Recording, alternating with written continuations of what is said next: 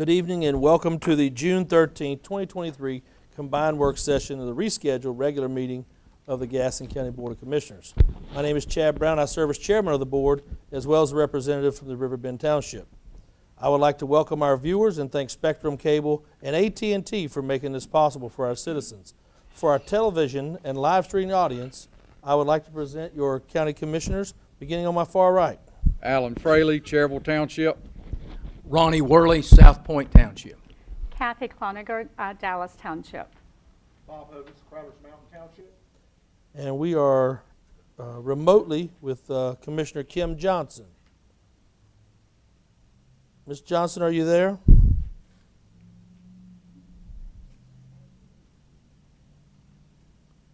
Thank you. I'm here. That's what I like to. I was a little ahead of her, sorry. It's a little bit of a delay for what she's watching to see you guys, so we'll continue. But we will go for the invocation, the Pledge of Allegiance. Tonight, Commissioner Hovis will be given the prayer, but we'll have a special Pledge of Allegiance given by Miss Ellie Revel and Miss Piper Hall after we get through with the prayer. So, Mr. Hovis.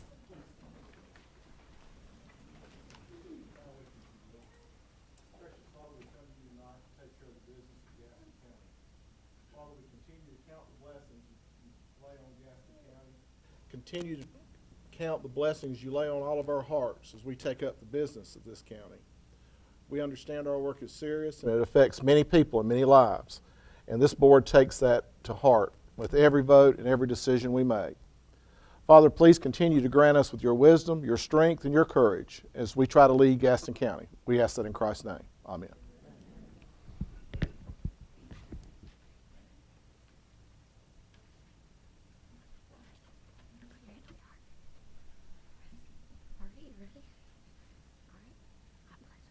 I pledge allegiance to the flag of the United States of America and to the republics of which it stands, one nation, under God, and indivisible, and with liberty and justice for all.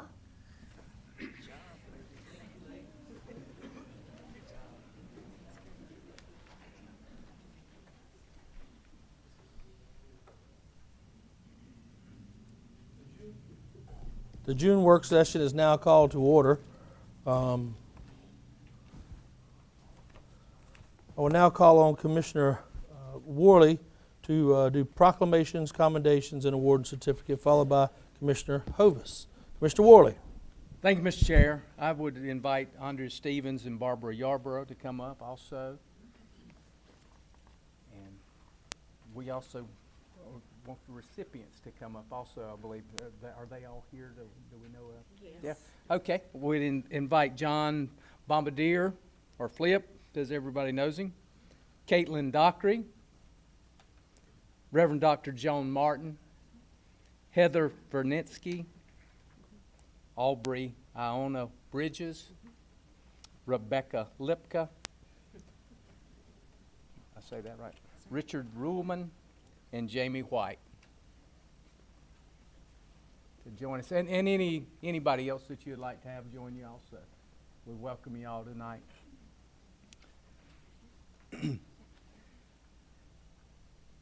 Tonight I have the privilege to present these distinguished citizens and award them, or from the Governor's Volunteer Service Award. We will make a proclamation recognizing the Governor's Award.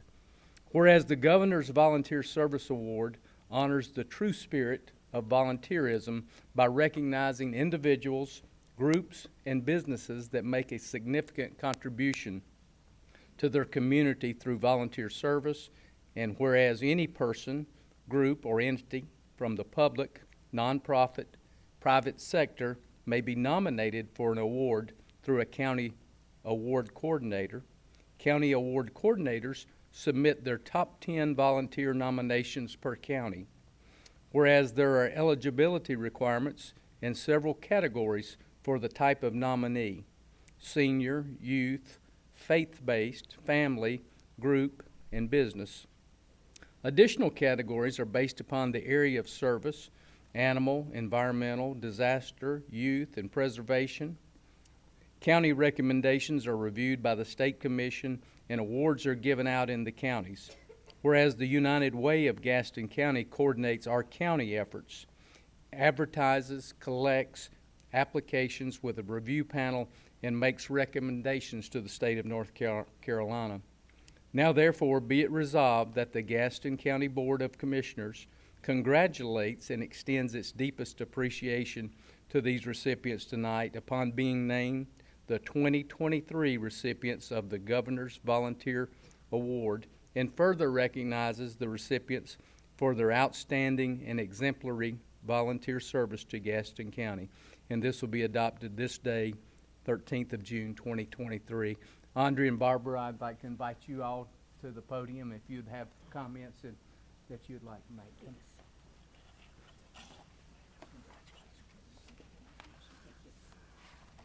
Thank you, Mr. Chairman and Commissioners. We appreciate the opportunity to present the North Carolina Governor's Volunteer Awards for Gaston County to 8 recipients for the outstanding volunteer efforts in our community. I am the County Awards Coordinator, and as Commissioner Worley said, Andrea Stevens, who is the President of United Way, is here with me tonight to assist in presenting these awards. Our recipients tonight, you will see, demonstrate that you are never too young or never too old to change lives through volunteer efforts in our community.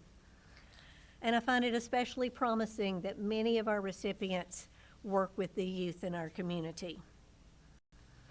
I'll tell you a little about each one and what they are being recognized for, and Andrea will present them with a certificate from the Governor and a volunteer award pin. Our first recipient is John Philip Bombardier, but most people know him as Flip. And as we walked in the building, he said, "Don't call me John Philip." I said, "I'm going to call you both."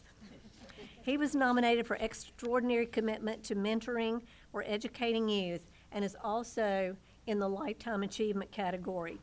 Flip has volunteered time as a mentor for the students of Gaston County at York-Chester Middle School for nearly 3 decades. His nominator, Tammy Hubbard, points out that Flip treats his students more like adults than children. In addition to his own role as a mentor, he has recruited new mentors in the program, helping them gain confidence in their role. And Tammy also says he's been a mentor to her, offering friendship, encouragement, and support.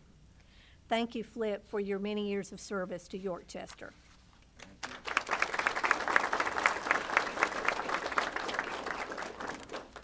Our next recipient Aubrey Iona Bridges was also nominated for her commitment to mentoring and educating youth. Aubrey performs various roles as a volunteer at Tryon Elementary School, assisting with a Coke bottle cap program that brings extra funds to the school and assists in the library. Perhaps her greatest asset is her ability to work with students despite her disability. Aubrey is nonverbal and uses a device to speak. She has made presentations to fifth grade students at Tryon Elementary as they begin to read the book Wonder. She shares with them what it is like to live with a disability. She has told her story in over 200 presentations, sharing with the community at large better ways to be inclusive to all students and community members. Megan Lefevre, principal at Tryon Elementary, states that Aubrey has taught our students to be tolerant, accepting, and to see others for their gifts and not their labels. Aubrey, what a blessing it is to have you here tonight as we recognize you for the special service you provide.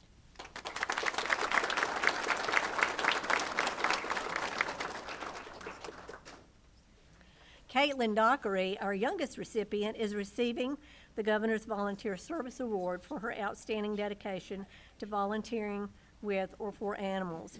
Caitlin has developed her own service project named Caitlin's Heart for Pets. She collects pet supplies at school, blankets that are needed for the Gaston County low-cost spay-neuter clinic. Caitlin works to make money to buy supplies and has placed donation boxes at W.A. Bess Elementary and her church to gather donations. Laura Clark, the principal at W.A. Bess, tells us that she's also volunteered with the school's Books and Buddies program, personally earning money to purchase and donate over 80 books and stuffed animals, and helping with donations for a family who lost their home during a fire. Caitlin also participates in numerous mission and community projects. I find it especially wonderful to see someone so young taking volunteerism so seriously. I know that we can expect great things from Caitlin in the years to come.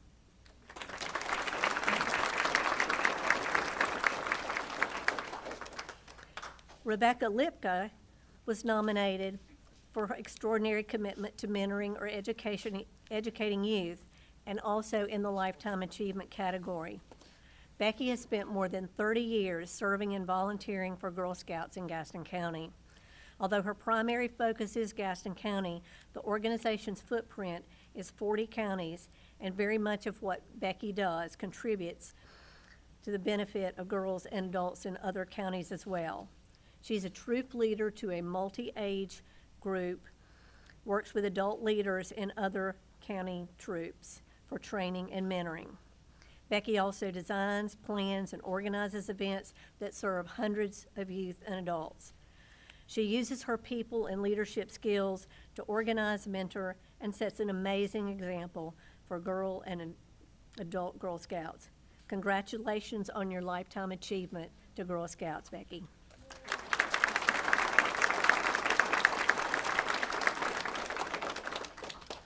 Our next recipient is my friend, Reverend Dr. Joan Martin. Joan has served the residents of Gaston County since 2004 in many capacities. Joan is an ordained Presbyterian minister and currently serves as a chaplain at Covenant Village, in addition to her numerous examples of community involvement with leadership roles in many areas, including but not limited to the Gaston Clergy and Citizens Coalition, Heart Society, Interfaith Trialogue, Caramont Health Professional Advisory Group, Rotary Club, Gaston Regional Chamber of Commerce, Gaston County Schools, Gaston Hospice, Professional Women's Association, the Presbytery of Western North Carolina. Joan has such a big servant heart and an ever-present smile. Thank you, Joan.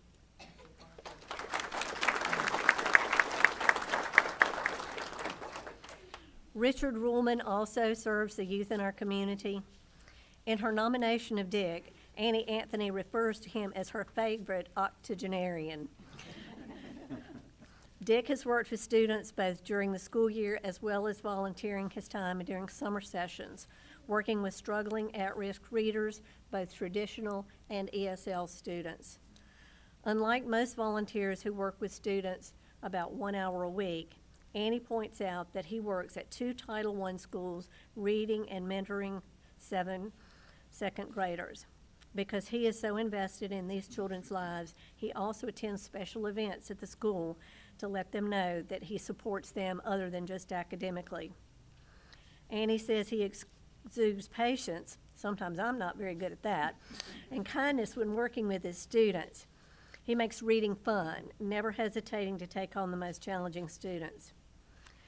Annie points out that Dick also serves as a guardian ad litem, and as a GAL myself, I know firsthand the amount of work that is involved in being an advocate for fragile children who have had to be removed from their home.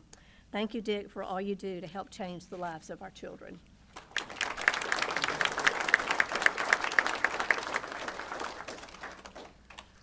Heather Vernitsky is the Energizer Bunny at Springfield Elementary, receiving the Governor's Volunteer Service Award tonight. Springfield Volunteer Supervisor Miranda Buchanan says that more than once, visitors to the school have come in and say, "Does she work here?" The answer is yes, but she isn't getting paid. As president of the PTO, Heather's efforts have transformed the culture of this school in a major way. For the past 2 years, she has headed many fundraising activities to support small and large projects at the school, including the sale of popcorn, cookie dough, butter braids, Halloween boograms, and Valentine heartgram suckers purchased for students and teachers. To raise other funds, she designed a school logo t-shirt and hoodie for sale. Now here's another great idea she's implemented. Parents wishing to escape waiting in the car pickup line are able to purchase raffle tickets for a fast pass to jump the line, with 2 winners from each grade level selected each 9 weeks. Another raffle in collaboration with the local fire department allowed a student to be fireman for a day. She's also created the Santa Shop, where she and elves set up a student-friendly store for family and friends to purchase Christmas gifts. No students left out, as they can participate as the guest of the PTO. She doesn't forget the teachers and the staff either, often getting treats for them and refurbishing the teachers' lounge. The list goes on and on with what she has spearheaded at Springwood. Wow, Heather, you make me tired just thinking about it. Thank you and congratulations.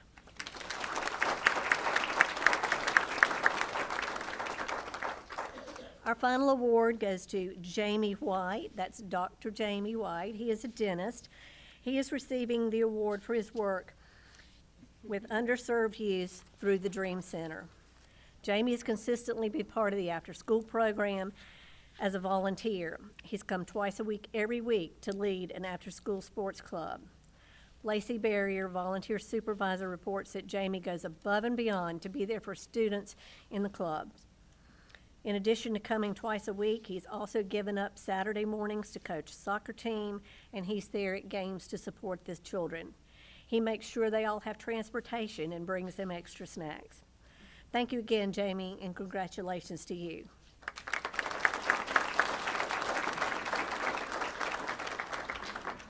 On behalf of United Way and the citizens of Gaston County, I would again like to thank all of our award recipients and thank the Commission for helping us honor these dedicated individuals. We'd like to have everyone come up and take a photo, if you would. One second. First of all, I wanted to say thank you to each and every one of you. Volunteerism is the foundation of a servant's heart, and you folks have made an exemplary example for all of us to follow. And we want to say thank you. And if you'll come up in front, we'll have a picture taken with all of you. But the Governor's Award is a lot better than what we would be presenting. But thank you folks so much. And Mr. Chair, as a point of privilege,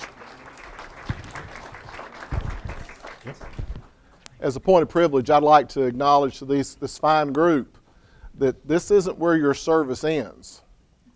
You see this blue pin on my lapel? I'm a former volunteer recipient, so we expect some of you folks to come fill some of these seats one day. So just keep that in mind. Keep that in mind. Hold up on that car wash. You didn't like that idea? Well, it depends on which town. You crack me up.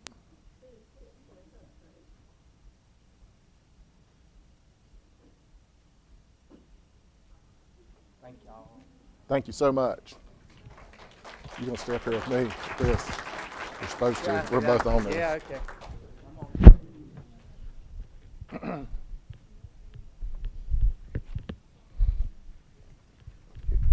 I now call on Commissioner Hovis to do the next, or Commissioner Worley. Thank you all so Both much. of you. I'd like to ask Dr. Pearl, Reverend Dr. Pearl Burris Floyd to please join me, and whomever else. And before that, Dr. Floyd, if you'll just, I'm going to go ahead and do this one other thing first.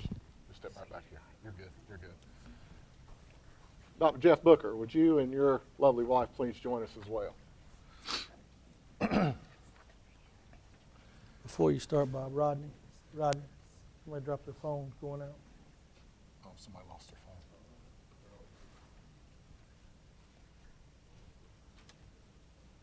Did you have script for this, or you want me to? Okay, sorry. I was just going to go ahead and take care of Dr. Booker. And then we'll go back to. Yes, it's all right here. We're ready for you. Okay. Gaston County has been blessed, and I've been more than blessed in Gaston County, because I've known Dr. Booker since 1987. That's when we first met, when I was a volunteer with Gaston County Schools. I served as chairman of the Parent Advisory Council, and during that time, I was part of the Facilities Task Force that studied all of our school facilities and got to understand all the mechanicals, the parking systems, the space, compared everything to the North Carolina Department of Public Instruction minimum guidelines. Let me reemphasize that, minimum guidelines. And we came up with our bond package that has directed capital improvement for Gaston County Schools since '97 until fairly recently. And during that time, I got to know this wonderful gentleman and found him to be a breath of fresh air, having come from the business acumen and community and knowing so many people who drove projects, and some did them really great, some didn't do them quite as great. I found someone who thought like me, and that was a pleasure. And you don't find that often. He may not like the fact that he thinks like me, but he does. But that's when I got to know the gentleman. And then he came to Gaston County Schools, and we have been blessed. Under his leadership, we've had many successes and many things that would not have taken place had Dr. Booker and his vision and his ability to disseminate responsibility to his staff and principals allow that flexibility of learning. And we've been very pleased with that. Ms. LaFevers is one of those high level of excellence individuals who matured and was able to bring such a vision to the classroom and continues to do that at Trine. I say that because I was there when she received her award, a national award, which we've only had like, 4 in the state of North Carolina ever received? Something like that. It's very prestigious. But with the Milken Award, excuse me. But with that being said, I'm glad that I had the opportunity to recognize your service to Gaston County Schools and to our students, to our staff, and to our parents. Because both of my children are products of Gaston County Schools. I couldn't be prouder of that. I've lived in Gaston County all 68 of my years. My wife was an Air Force brat. She was born in Shreveport, Louisiana. She moved down here from New Jersey. I don't know what attracted her to Bessemer City or me. Maybe it's the fact that I wasn't going to move and she knew that. I don't know. But with that being said, you know, Gaston County is important, and he embraced us as family, and we embrace him as family. And we mean that sincerely. And this is just a small token of appreciation from your Board of Commissioners, who's had the pleasure to work closely with you, and myself personally to work with you over these years. And we felt like it was important for us to give you that level of recognition. Thank you so much. Please speak. Thank you, sir. Thank you, sir. Well, Mr. Hovis, thank you for those kind words and your acknowledgement. You know, as I walk into this room, I think back to 10 years ago as we came over here to talk about our budget. And at that time, the commission committed to Gaston County Public Schools. And I stand here today to say you lived up to that commitment. Each of the past years, you have supported our budget and have increased our teacher supplement to give us a fighting chance to pay our teachers competitively. And that's something to be proud of. And in addition to that, you supported our request for a $250 million bond issue and a quarter-cent sales tax, both of which passed. The bond issue with almost a 70% approval rating, which has allowed us to replace a 100-year-old school, a 70-year-old school, and in the process of replacing Greer now. All that takes visionary leadership. So thank you for that. In addition to that, just like you just recognized a number of our students, you have supported our schools with your presence and being a part of that and saying we understand how vital our public schools are. But one of the most unique relationships that is the envy of the state is our county police relationship and the safe schools that we operate in this community. Recognized not only locally, but statewide for the level and quality of safety that is implemented in our schools. And it is led by the county police, supported by the sheriff's office and the local police agencies in our various communities. We are a fortunate group to have that. So as I stand here, I thank you for all that you have done to support our schools and tell you that it is an honor and that we have no greater asset in this community than our students. And we need to support them so they continue to thrive in our community. So thank you very much. Mr. Booker. Mr. Fraley. Jeff, it's been a pleasure getting to know you and working with you over the past 10 years, and I wish you the best, and I appreciate your service to Gaston County and all the students, and just wish you Godspeed. Thank you.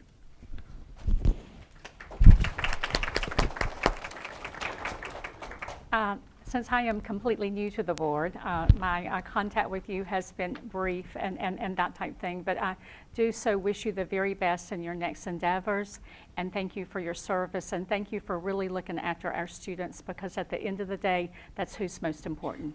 Thank you. Since 2009, when you first served as deputy superintendent, January 1st, I think in 2014 you started. Yes, sir. I'll never forget our relationship, talking back and forth about how we rode a car around to every school we were going to. And I want to say thank you for your dedication to the staff, to the students, and to our community. You have been exemplary in the things that you brought to us, that you went out of the box to try to bring to us, an innovation. And also the things that you tried to push to see how far we could go and to make us the best. I remember when you first started, we were all worried, what would we get? What would happen? How do we overcome some of the things that we had, because we were down at the time?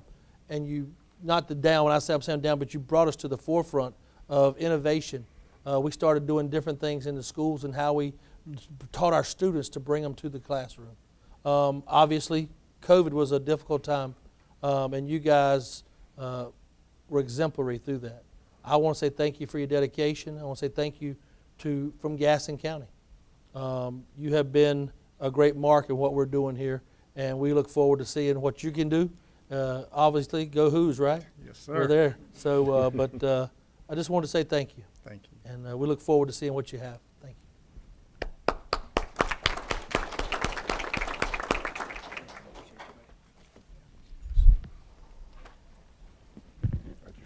Yes, sir. If you'll bear with me just for a second so I can find my spot. The next proclamation is going to be Commissioner Hovis and Commissioner Worley for Juneteenth. And as I said earlier, I wanted to get Dr. Perborough Sloat up here. I knew Jeff would want to give her a hug as well, because she goes back to that time of Jeff coming, and we have all of us have a very close relationship, and it's been a wonderful relationship as well. This is our proclamation for June 19th is Juneteenth. Whereas President Abraham Lincoln signed the Emancipation Proclamation on January the 1st, 1863, declaring the slaves in the Confederate territory free, paving the way for the passing of the 13th Amendment, which formally abolished slavery in the United States of America. And whereas word about the signing of the Emancipation Proclamation was delayed some 2.5 years to June the 19th, 1865, in reaching authorities and African Americans in the southern United States. And whereas the celebration of the end of slavery which became known as Juneteenth, is the oldest public celebration to the end of slavery in the United States and has been celebrated by the African American community for over 150 years. And whereas Juneteenth commemorates African American freedom and celebrates the success gained through the education and greater success, and reminds us each of the previous promises of freedom, equality, and opportunity, which are the core of the American dream. And whereas the first Juneteenth celebration was a time of reassurance, prayer, and gathering of family members and neighbors, and today it is a time of remembrance and celebration within communities throughout the country that promotes and cultivates knowledge and appreciation of African American history and culture, while encouraging conscious self-development and respect for all people and cultures. Whereas Gaston County is proud to celebrate the historic day for the third time and is excited to join the 5th annual three-day Juneteenth celebration, along with the City of Gastonia, the Gastonia Police Department, Hope Youth Network, and our Diversity, Equality, and Inclusion Office on Saturday, Sunday, and Monday, June the 17th, 18th, and 19th. Now therefore be it resolved that the Gaston County Board of Commissioners, on behalf of Gaston County, do hereby declare June 19th, 2023 as Juneteenth in Gaston County, North Carolina, and urge all citizens to join in celebrating this day of significance in the history and the heritage of our nation and country. This will be adopted the 13th day of June, 2023. Dr. Burwell's for us. Thank you so much. Thank you, ladies. Thank you, ladies. Thank you. Thank you. Mr. Chairman and our commissioners, this never gets old. This is the third year, and it's just as exhilarating as it was 3 years ago when you declared June 19th as Juneteenth here in Gaston County. I have some folk with me. Y'all come on up here. I got to brag a little bit because I don't want to steal thunder. This young lady right here, Tasha White, come on up here. She took it upon herself to organize Juneteenth 2 years before we got started. Took a lot of courage, took a lot of strength, and she did it with funds that she raised on her own. And I'm going to say something, and she's going to look at me like, oh, no, she's not going to say that. But she took funds out of her own pocket because she believed so firmly that Gaston County needed to have a Juneteenth celebration. So won't you applaud her for her courage and her vision. I told her I would never come in and steal her thunder, but I would work beside of her and help her in whatever way I could. And I'm just proud to see her still standing, still fighting, and still doing what she believes in. So congratulations on year 5. Thank you. Yeah, Year 5.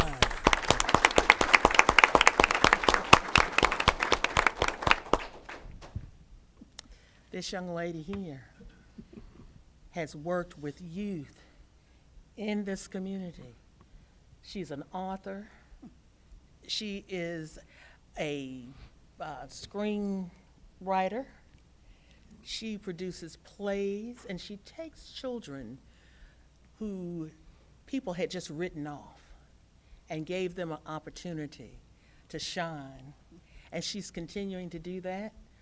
Many of her students have graduated from college with great grades and are now moving into the workforce and doing a phenomenal job. Sometimes we think that the people that we see all the time are the ones doing the heavy lifting. But I contend that many of the people doing the heavy lifting are those who are in the community just working, just getting it done, not complaining, and helping our community stand, and grow. Congratulations.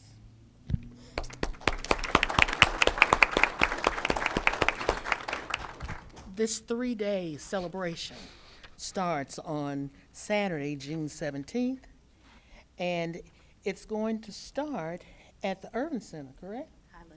Highland Health Center. Highland Health Center. See, I can't read it. It's too tiny. I needed to blow this up a little. And it will be the Gastonia Ebony Fest, Juneteenth Festival at the ball field. Okay?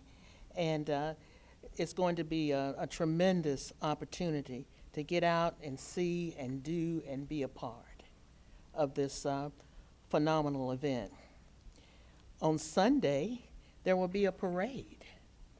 And then we will move to the Rotary Pavilion, where there will be music and performances and speakers.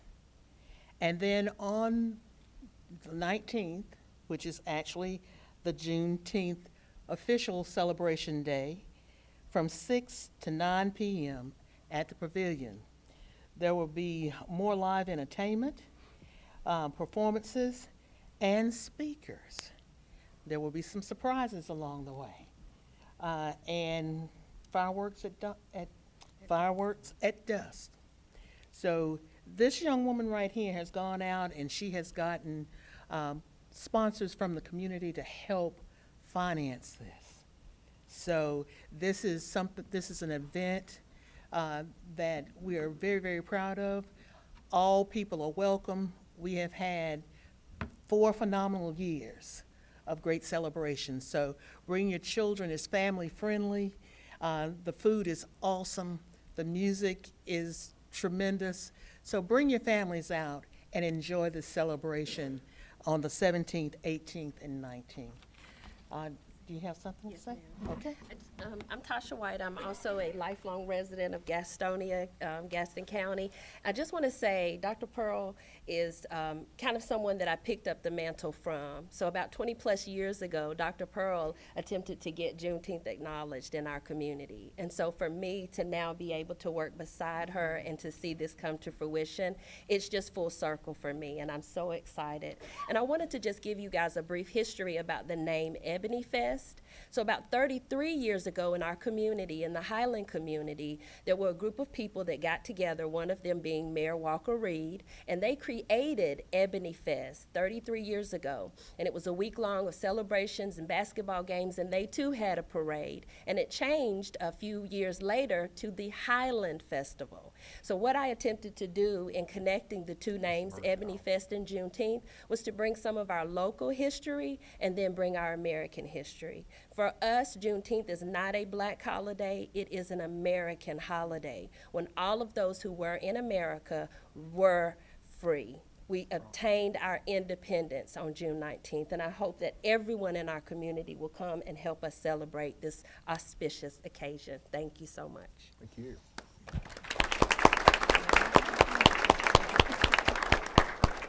Thank you so much. May we Thank you, have a ma'am. picture up front? Yes, you please. Okay. Let's go to it. Thank you again.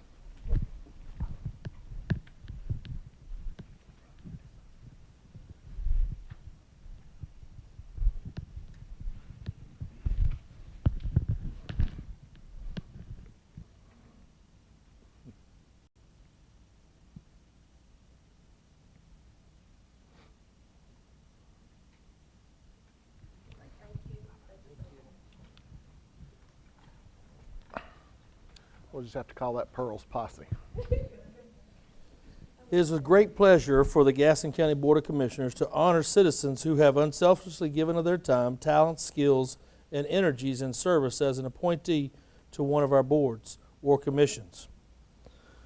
This type of service is the foundation for citizen involvement in our county government and is helping shape the future of our community. We gratefully acknowledge the work of the following individuals, and a certificate of appreciation has been sent along to them. Brandy Lee, Animal Care and Enforcement Board. Reverend Ronnie Bowers, Child Fatality Team, Child Community Protection Team. Chad Simpson, Equalization and Review Board. Curtis Connor, Joanna Fulbright, Kevin Gordon, Jeffrey L. Hovis, Tony Robinson, John Wilson, Gaston County Fire Commission. John C. Richardson, Nursing Home Community Advisory Committee. Cam Carpenter and Mark Schultz, Parks and Recreation Advisory Board. Kevin Gordon, Woodrow Thomas, and Sarah for the Sarah Lee Local Community, and Benjamin Levin, Workforce Development.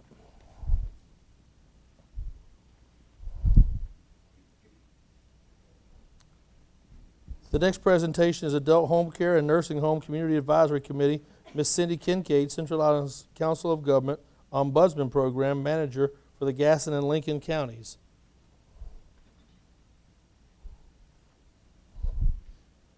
Welcome, ma'am.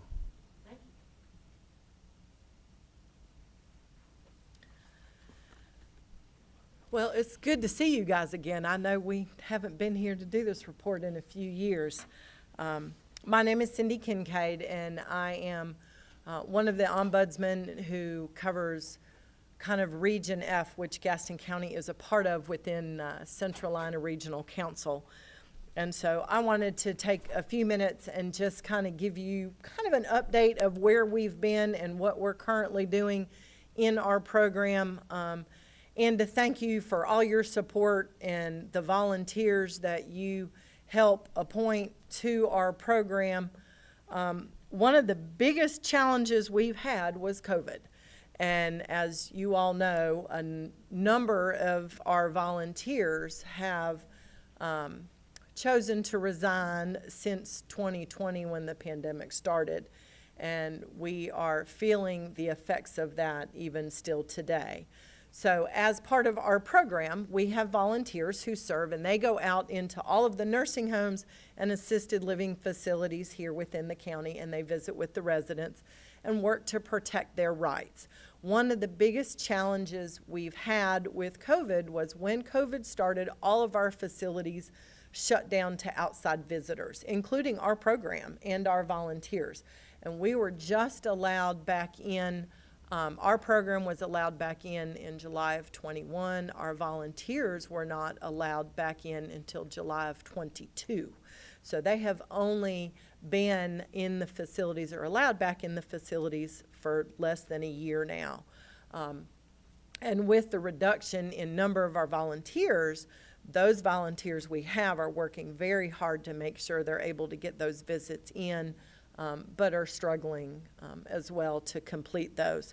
So that is one of the biggest challenges we have. The other challenge we have is within our program itself, is that our program standards changed for the volunteers that you help appoint to us, and the number of hours of training that they're required to complete and their annual ongoing training were adjusted within the last year with our program. So as of right now, even though we have some interest from some potential volunteers, we have about 5 new volunteers, we're unable to complete their orientation until we get approval from our state office to start that. So it is at the moment kind of a catch-22 in being able to rebuild this program. So we ask for your patience, we ask for your continued support, as once we get our training component back in place and can get folks trained, we will need your assistance to try to rebuild these committees. We currently, as of a new resignation that we just got, have 1 volunteer on our adult care home committee and have 5 members on our nursing home committee, with only about 2, maybe 3 that are active. So we are struggling with the program volunteer side currently, but anticipate that we should be able to get it built back up once we can get all the training components back in place. As far as our facilities, they have worked very hard to try to come back from the pandemic. They were hit very hard with that. Inability to have families and visitors in really put a challenge in for them. Staffing right now is a challenge. So we are experiencing kind of an increased number in complaints and concerns that families are having with their loved ones who live there. But we are working those as diligently as we can as they come in. So thank you again for all that you do. It is always a pleasure to come in front of you, and hopefully, when we come back next year, we will have larger numbers to go over with you guys. Do you have any questions for me? Questions from the board at this time? Seeing none, thank you, ma'am, for your service, and You are thank you very for what you welcome. do. Thank you. Thank you. I couldn't remember if I sent you a copy. Thank you. The next presentation will be for the South Point Access Opportunity from Ms. Kathy Hart, Director of Parks and Recreation, along with Public Works from Mr. Ray Maxwell, and many others from the staff. I may need some help pulling up this. Let's see. Thank you, Laura.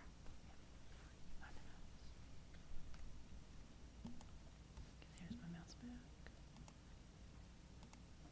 And there you go. Thank you. All right, appreciate the opportunity to come and speak to you tonight about something that is very exciting opportunity for the county. It's something that we were first approached with in November, and the county's been doing some investigation and some diligence into just the potential of this project. So I'm going to share with you tonight.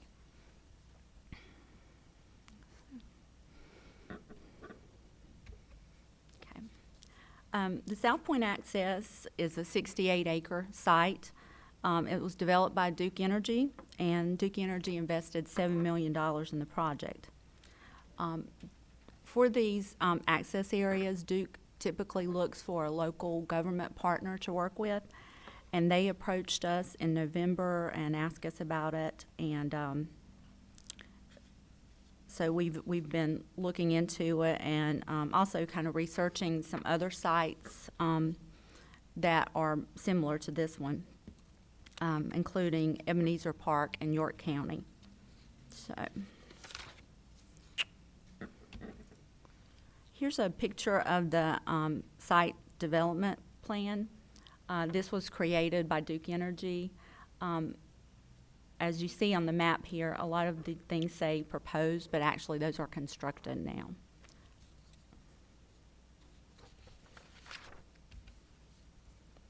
And here's a better view, an aerial view of the recently constructed amenities. This is what the facility looks like now. You can see the swim beach on this slide, also one of the large picnic shelters, and of course the parking. And you can see the boat ramps there as well.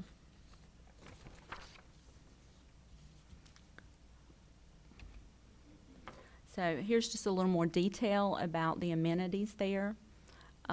Existing, there are some large picnic shelters, the swim beach, picnic pads, fishing piers, restrooms, 2 boat ramps, and parking and sidewalks. And some future possible amenities may include a canoe kayak launch, nature trails, tent and RV camping, sand volleyball, a gatehouse, playgrounds, restrooms, and showers.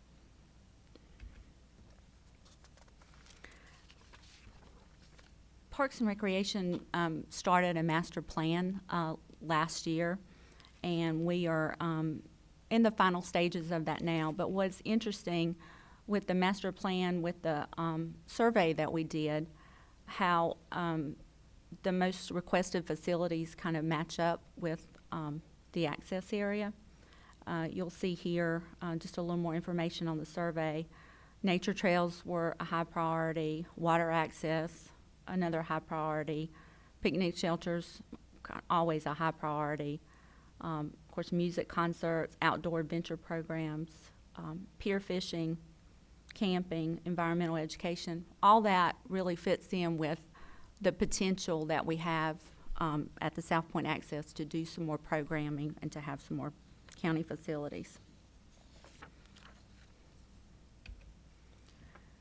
Here's a possible future development area. Again, this was created by Duke Energy. It's something that if the county decided to move forward, they could pick and choose what amenities on this area that they like, but it's just for your information there and what potentially could come.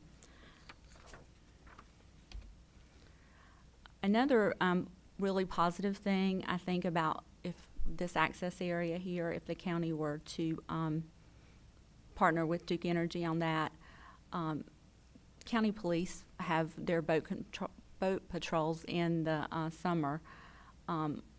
They could potentially build a boathouse here to store their boat, and that would be a win for them, but definitely also a win for us because the police presence would benefit the park users and also enhance our security. And I have Chief Gents here tonight. If you have any questions about that, he'd be happy to answer those too. Okay, a little more additional info. The estimated maintenance cost for that facility for a year, you can see there, it's $66,000 to $71,000. We would need a building at the entrance of the park to control access. What we've learned from other areas like this is that sometimes it fills up and you have to put people in a queue to let them come in when there's available space. We estimate that we would need 2 full-time and 3 part-time people to staff the site, but operational costs may be offset by user fees. The boat access, the boat ramp is managed by North Carolina Wildlife Resources. It would stay just like that. The county would not have any changes or any jurisdiction over that area. So, let's see. Here's another picture that you can see, and this one shows the boat ramps very well, and just you can see the swim beach there. Just a really beautiful site.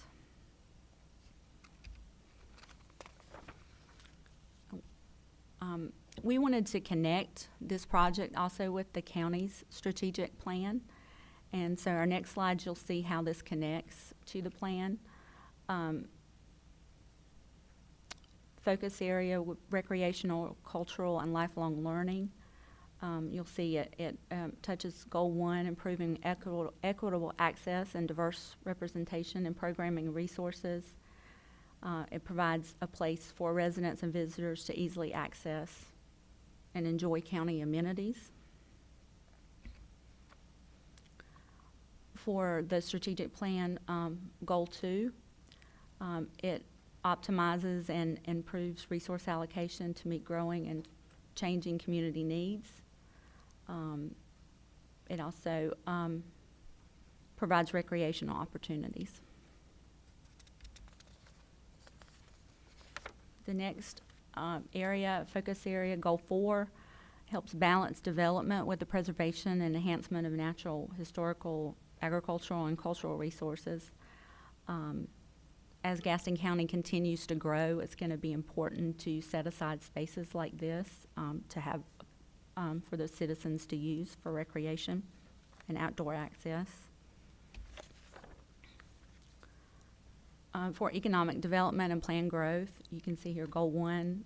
This project would help ensure services, infrastructure, and programming meet the needs of anticipated growth. It would provide us an extra park in a very busy part of the county, very growing part of the county where land is difficult to find right now. And the project also connects to the One Gaston 2040 vision. You can see here it promotes health and wellness. It provides adequate infrastructure, helps us retain character and natural amenities. Also, a park like this, I think, generates pride and positive perceptions of Gaston County. Okay, and here's another picture here. You can see this is the day use area. You can see several amenities there. And do you have any questions? Ms. Dee Dee Gillis and Ms. Martha Stowe are here. Also, they're going to say a few words too and share my time with them, but I'll be glad to answer questions now or we'll come after back to they're the finished. question. We'll let them go ahead and get their part out of the way. Okay. Good evening, Chairman and Commissioners. Dee Dee Gillis, a lifelong resident of Gaston County and proud to say Crowder's Mountain all my life. So I appreciate everything that you guys do and the hard work you guys, all the decisions you have to make in a year like this year. So as a resident and a taxpayer, I appreciate all your hard work and your diligence that you guys have done and staff has done. Now that Kathy does the nuts and bolts, I want to add some energy and excitement to this program and this project. We are very excited about it as a Parks and Recreation Advisory Board.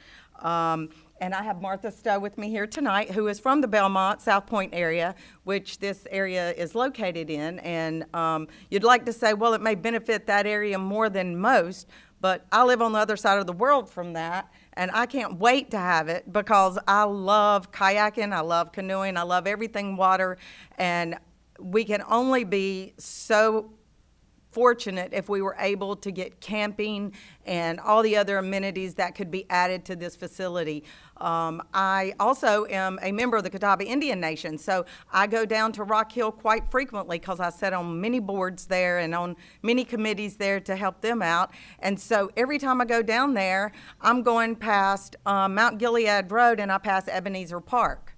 And the York County, if you guys have not been, or if you have an opportunity to go to Rock Hill and go to York County and visit Ebenezer Park, please do so. It is a small 26-acre piece of property. It is, I think, like a third of the size of this property.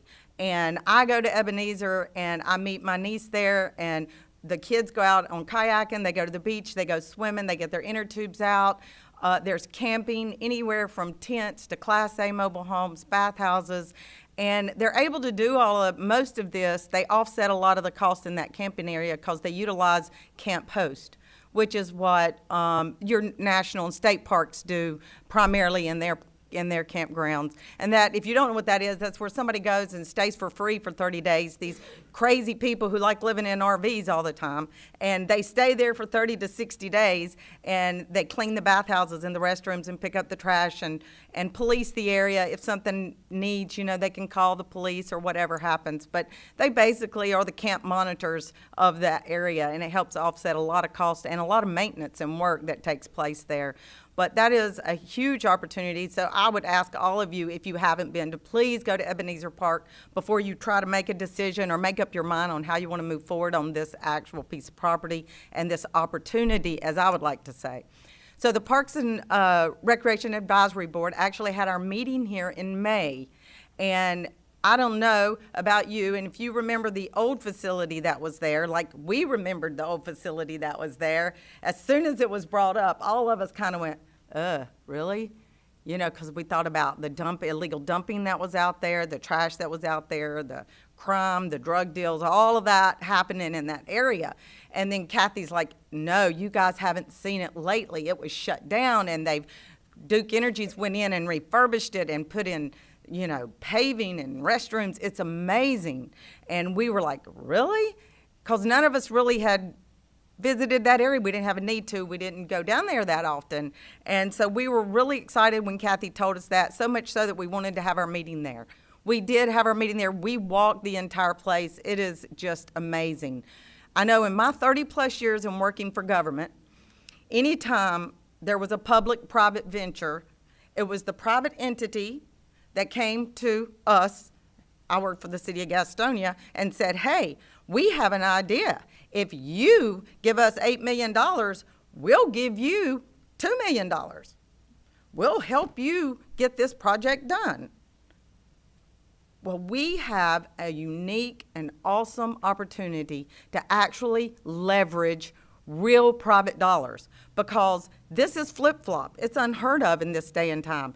Duke Energy has actually put in the $7 million, and now they're saying, hey, Gaston County, we've put in a $7 million investment.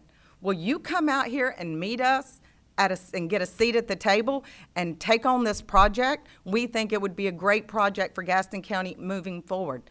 After all, it is located in an area that we all know is booming. It is the McLean development, all those developments around South Point Road and Lower Armstrong and in that area. It is just amazing with all the development that's going on there. So we find ourselves in a great time and a great opportunity to actually really have a true public-private venture moving forward. So with that being said, I'll answer any questions that you have, but we are extremely excited about the possibilities. Thank you, Dee Dee. Dr. Eagle, we're going to go ahead and, if you want to go ahead, and I'll bring Ray up because this has got to move along a little bit. Okay. Were there additional comments, or should I go ahead? Go ahead, please. I'm Martha Stowe. We do have one negative with regard to this. We're going to see more people going down South Point Road and more people going down New Hope Road. But if we look at the health and fitness benefits, it's very beneficial. If you've not been there, you need to go see it, because we thought when we first saw the infrastructure being built that there was another subdivision, and went, oh no, it's a county thing, not a city thing. The other piece of it to me, this is as similar to someone giving us a brand new car. The problem is we're going to have to provide the gas and oil to keep it running, but when we get to the heavy duty part with the maintenance, say for instance the car need to have the engine overhauled or any major paving being done, any of those types of projects, we're not responsible for that. So those kind of issues to me kind of make it very worthwhile. So thank you. Ray, can you come up after Dr. Eagle and tell a little bit about the planning and what's going on? Dr. Eagle, go ahead. Thank you, Mr. Chairman. Just a couple of contextual comments for this project. It is a unique opportunity to partner with Duke Energy. That's been mentioned already. But with the potential revenue stream for some of the charges for accessing the facility and the lessons that we've learned from the South Carolina examples, the goal would be that this would be cost neutral for the county, that we would be able to be in a position to use the revenue stream to fund additional grounds maintenance staff, for example, to have an offset. So staff is continuing to evaluate the project, but wanted to get in front of you with some of the particulars upstream. And I'll turn it over to you guys for questions. Thank you. Ray, I brought you, I went down and met with Ray on this particular project to see some of the ins and outs, and Ray had some good ideas. And Ray, can you tell a bit about the logistics of what with Duke Power and how that would affect the board and how our decisions would be made for that? Yes. So again, Duke has approached us, and this park was developed because it's a part of their FERC relicensing requirements. So when they went to the federal government and wanted to relicense their hydroelectric plants on the Catawba River, this was one of the things that, that FERC negotiated with them, was to create parks like this. And they not only created this park in Gaston County, but in other counties as well. But they're not in the business of operating parks. So that's why they approached us. They're in the business of producing electricity. We have other parks across the county, and they recognize our expertise in that area and wanted to partner with us to operate the facility. There are some future amenities that Kathy showed you on the diagram that we can consider down the road if we choose to do so. None of that's required by the FERC relicensing, though. They have constructed what is required, and the future amenities would be built at some later time, and we would negotiate with Duke on how to do that. We currently we have a draft lease agreement in my office that we've been reviewing, so depending on the position of this board and whether or not you want to move forward with that, our next step would be to bring that to you for you to review and make sure you are comfortable with those terms. I think some of the pieces of the puzzle, also referring to what me and you had talked about today, were I'd still like to have Dr. Eagle, yourself, sit down with Mr. Bradley and whomever from Duke and talk about where we could go with, because one of the big things is having the boat out there, and actually we talked about maybe something like a tiny home out there where they could have a facility when it's raining, or they could do some of the things that they need to do for paperwork or whatever, or a safe house if they have someone that they need to bring somewhere, if we can get it, because it is hard to do things with landings and stuff. I think that's one of the things I really want to see first, and looking into those negotiations for that. And it is 20 years is the longest lease that Duke can give, correct, you said? So we haven't established the lease term Okay. yet, but going back to your comment about the boathouse, I have already had those discussions with our representative with Duke, and they're receptive to that. So the next step for approval on the boathouse and the other amenities is they're actually paying for a consultant to develop a site plan specific to our request that would then go to FERC for FERC to approve. So we're already having those discussions with them, and we'll be able to move forward quickly if the board chooses. I think any other questions would have came from anything that goes forward that Duke would have to have requirement-wise for FERC or whatever would be a benefit for us and how we would be the first to receive those, with what I would like to see. Any other questions from the board? Commissioner Fraley? Ray, just make sure under negotiations that we don't have to pay a power bill. That's all, Mr. Chairman. Thank you, Mr. Chair. I thank all of y'all for your work on this. It's an excellent opportunity. That property there located has already been brought up, is in the middle of a tremendous amount of growth.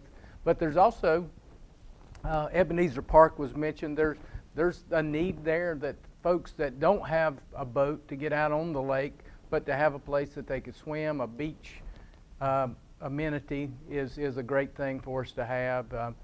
So I fully support this. I want us to work through the details. I would ask about the boathouse. Did we not have an opportunity on the boathouse with the Lake Wiley Marine Commission, which is not going to be very far from there? We don't need two, do we? So, Captain Gene, our Chief Gents, what's going on with our Lake Wiley Marine Commission partnership? I don't know the current status of the partnership with the Belmont Park that you're discussing. Right. That's been in works for 3 years now? Several years, yeah. At least 3 years now. The project you're considering down South Point, that would have a little more control for the county. That would be a county facility. Right. Our boat would be there.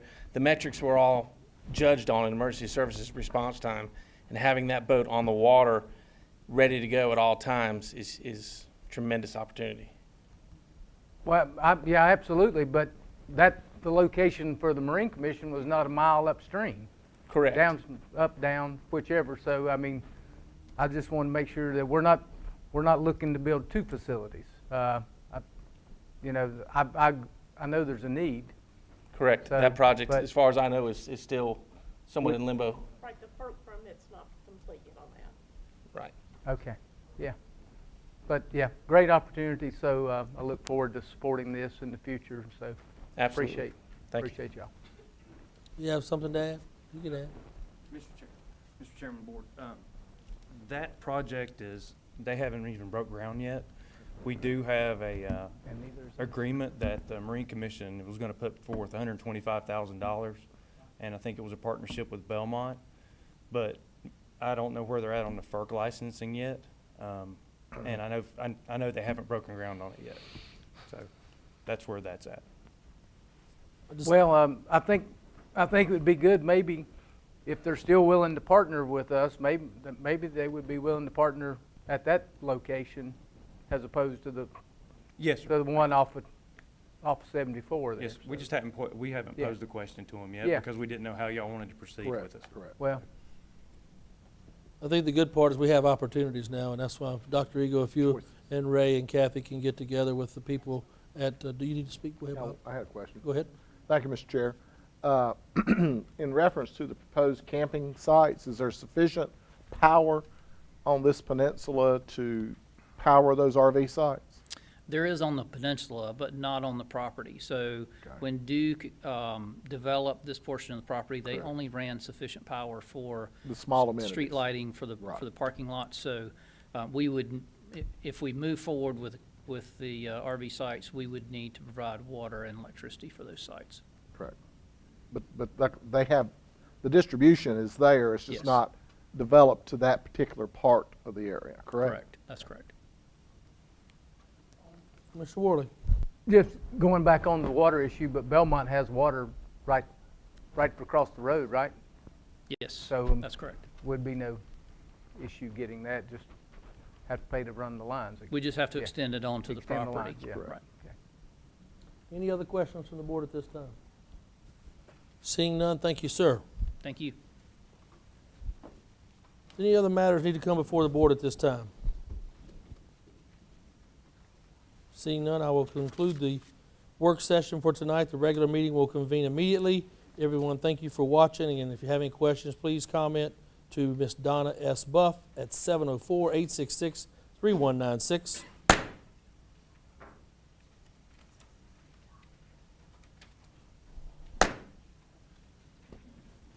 I will now call to order the rescheduled regular meeting of June.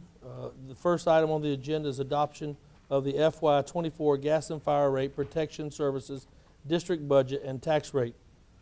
We will first take citizens' comments and then allow questions from the board at that appropriate time. Did we have anybody sign up? Okay, there's no one signed up. Commissioner Hovis, would you care to give a brief update or a review of what you presented last week, and then we can go from there, please? Sir, just to refresh everybody's memory, we created a unified fire district year before last to address all of our volunteer fire departments and financing needs.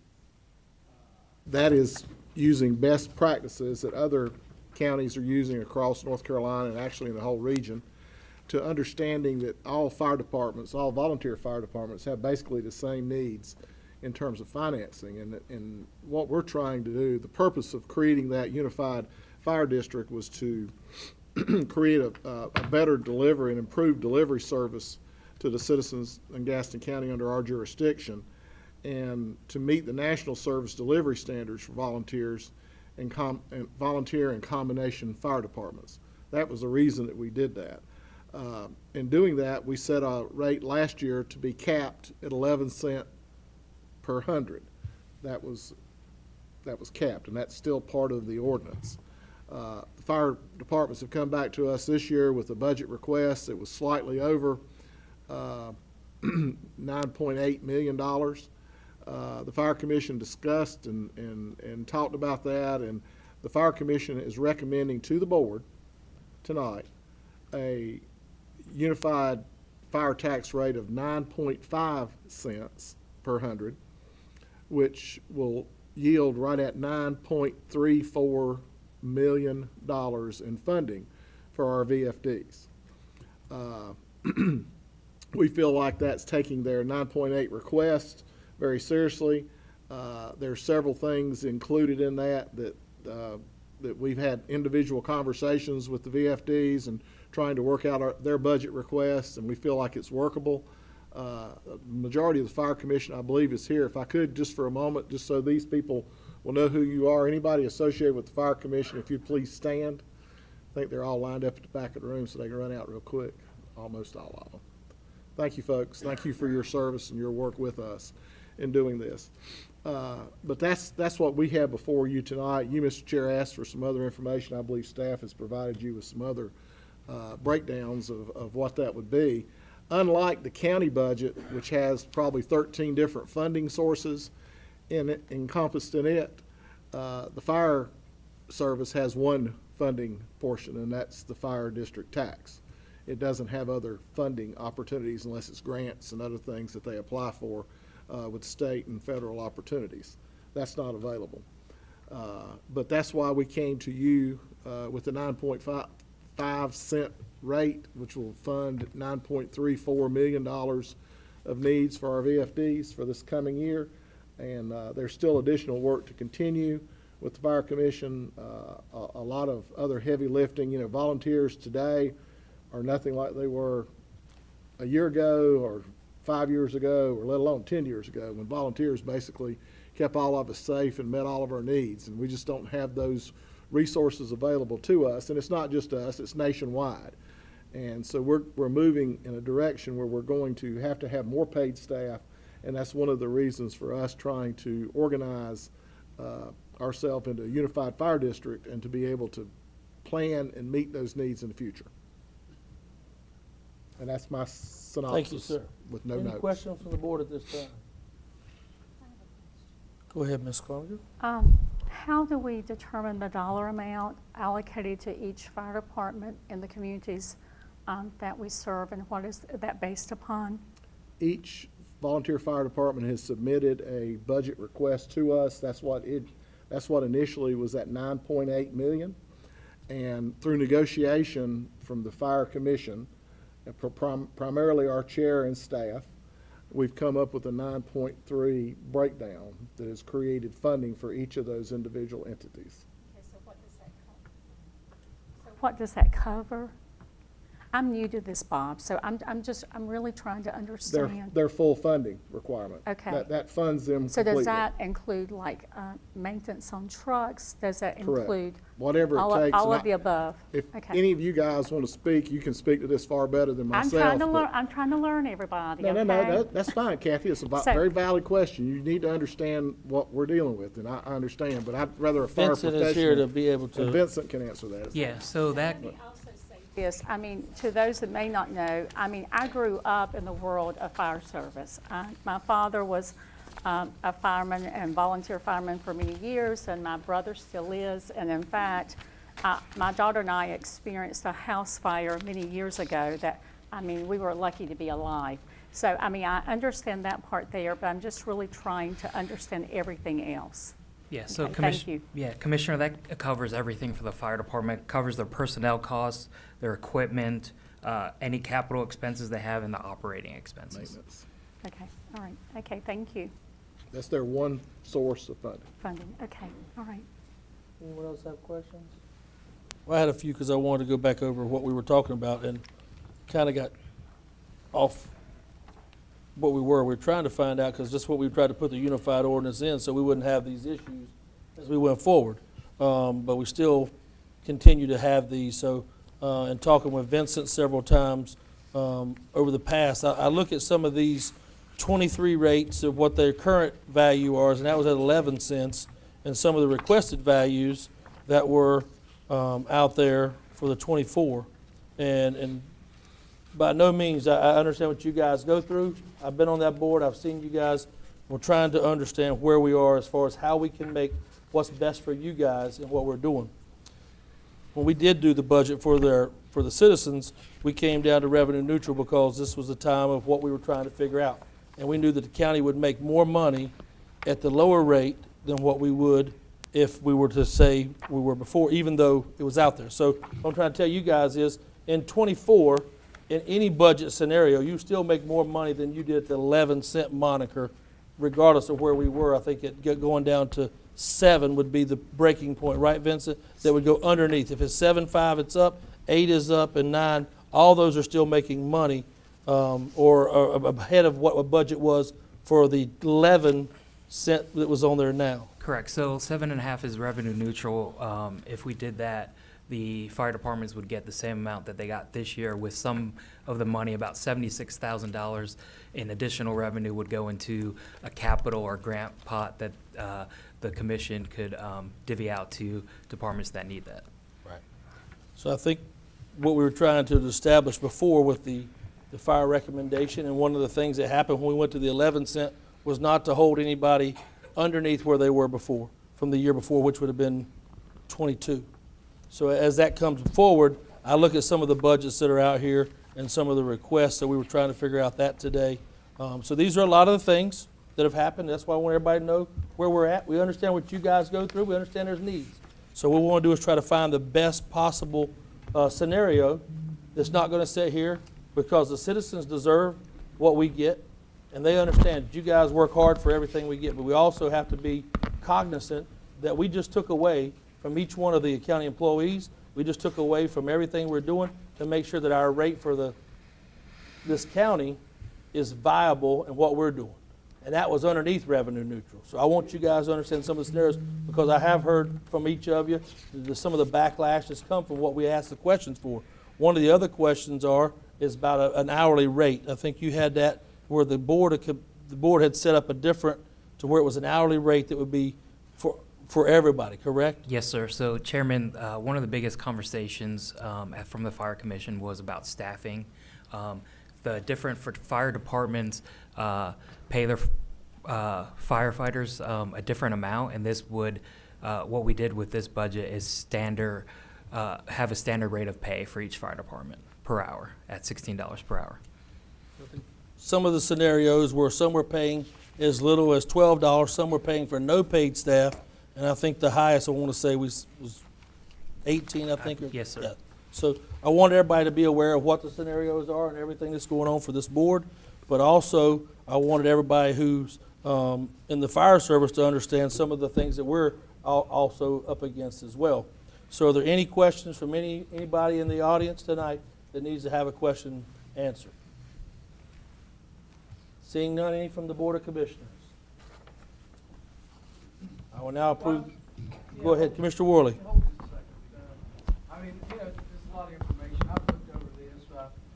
One of the mic on was an additional 1,216 hours per week, and that's countywide, 1,200 hours per week to reach 24-hour, 7-day-a-week staffing to the VFDs. Now, I think that's a great thing that if we could have 24/7 staffing at every department in the county. Currently, we don't, correct? Don't. No, sir. Probably only a handful that I know of has 24-hour staffing. But another challenge that apparently exists is finding people to fill those hours, finding the personnel that are certified. And I'm not sure that if we fund it, that they can even fill all the hours. And that's a question I may have. I mean, can anybody speak to that? Where are you going to find the people to fill in those extra 1,200 hours? So I can't tell you how we would find all of the talent to fill that up, and I don't know if our chairman of the Fire Commission can answer that. I would say this, the goal is for 2 staff 24/7 for the Fire Commission. Once they do that, it possibly would take some time for them to be able to fill that. And so we have a form in place, and we would go through the audit to make sure that they're actually funding and have those staff. If they do not, then we would adjust the appropriation that they get if they don't have that full 24/7. But the goal is to have, from the Fire Commission, the goal is to have that money to be able to advertise and be able to fund that and have that. But yeah, there's questions on if every department can do that, and so we have a form and a way to audit to make sure that happens. But Commissioner Worley, your conversation is very correct. Who were those people going to be? It's a very competitive market where we sit now with our neighbors to the east, south, and north of us, and not so much to the west, because I don't think we have many going towards Cleveland, but it could be some there as well. But until we, Gaston County, have allowed that level of funding to exist and allow that opportunity for the VFDs to go out there and find those people and bring them into our employ, so to speak, we won't get there. And the Fire Commission, in our conversation, and we've had some of those same conversations, don't think that hasn't been had. It has. But in our conversation, it's in the best interest of protecting property and lives in Gaston County for us to move forward in this direction with these lofty goals in front of us, recognizing we're not going to turn the switch once this board says yes and have all of those positions filled and manned. I think on the last report that I saw after the census was done of the VFDs, there were still 4 or 5 of the VFDs who were not ready for 24/7 service. There's other things they have to put in place. I will tell this board, and just so you'll know, that Crowder's Mountain has received a grant to fund their sprinkling system, which was not put in the original construction of their latest station. They've received a grant that'll fully fund that, and they'll be able to house 24/7 staff in their facility and meet the requirements of the regulation.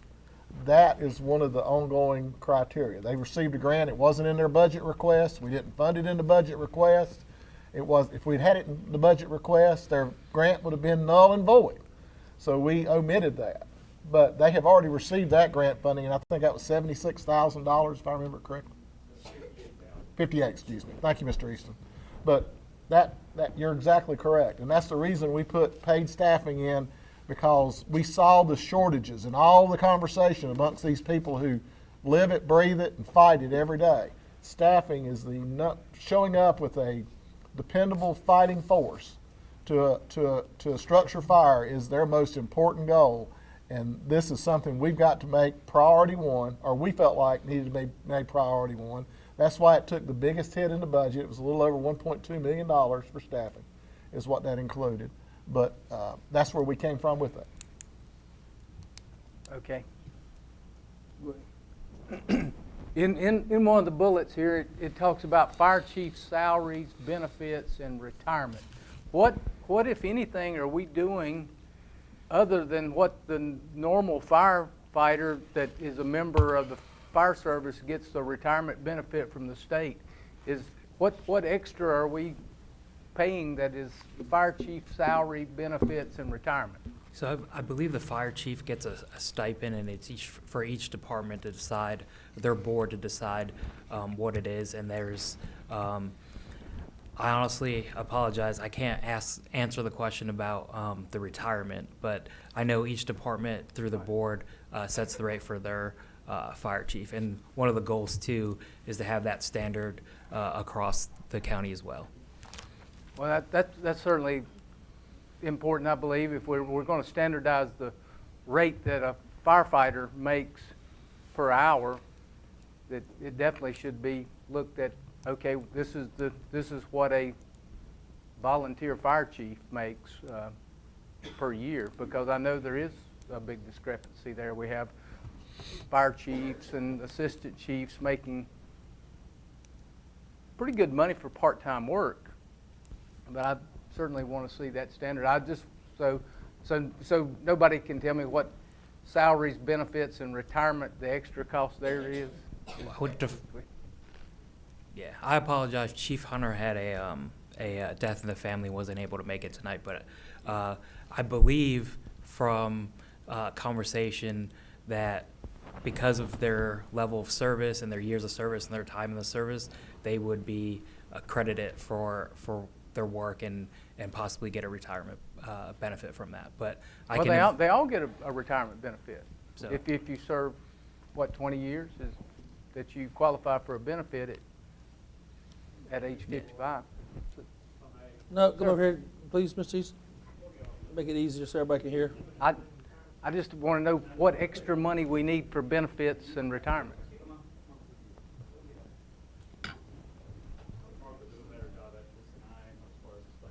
Thank you, Mark. Yes, sir.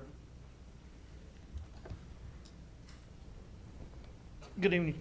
My name is Mark Wright. I'm Fire Chief with Trinata Fire Department. The question was about the fire retirement system for the volunteer fire service, correct?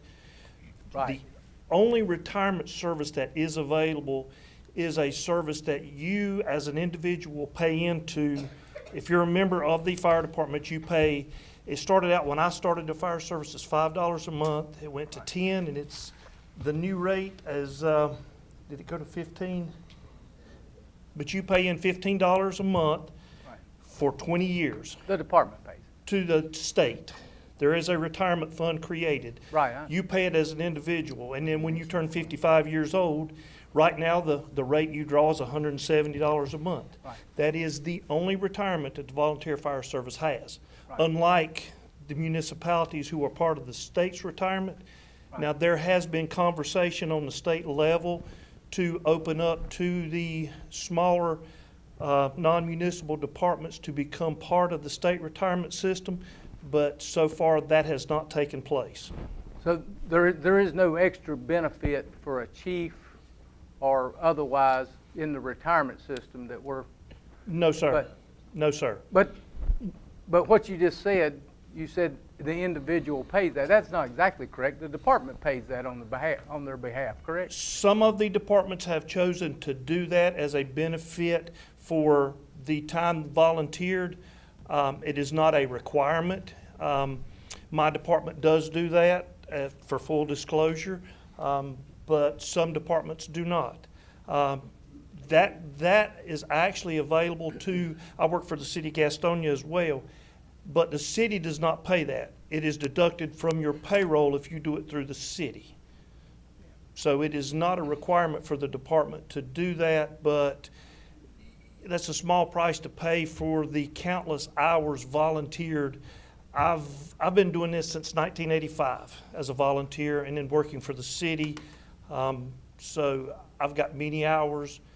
You discussing pay for fire chiefs.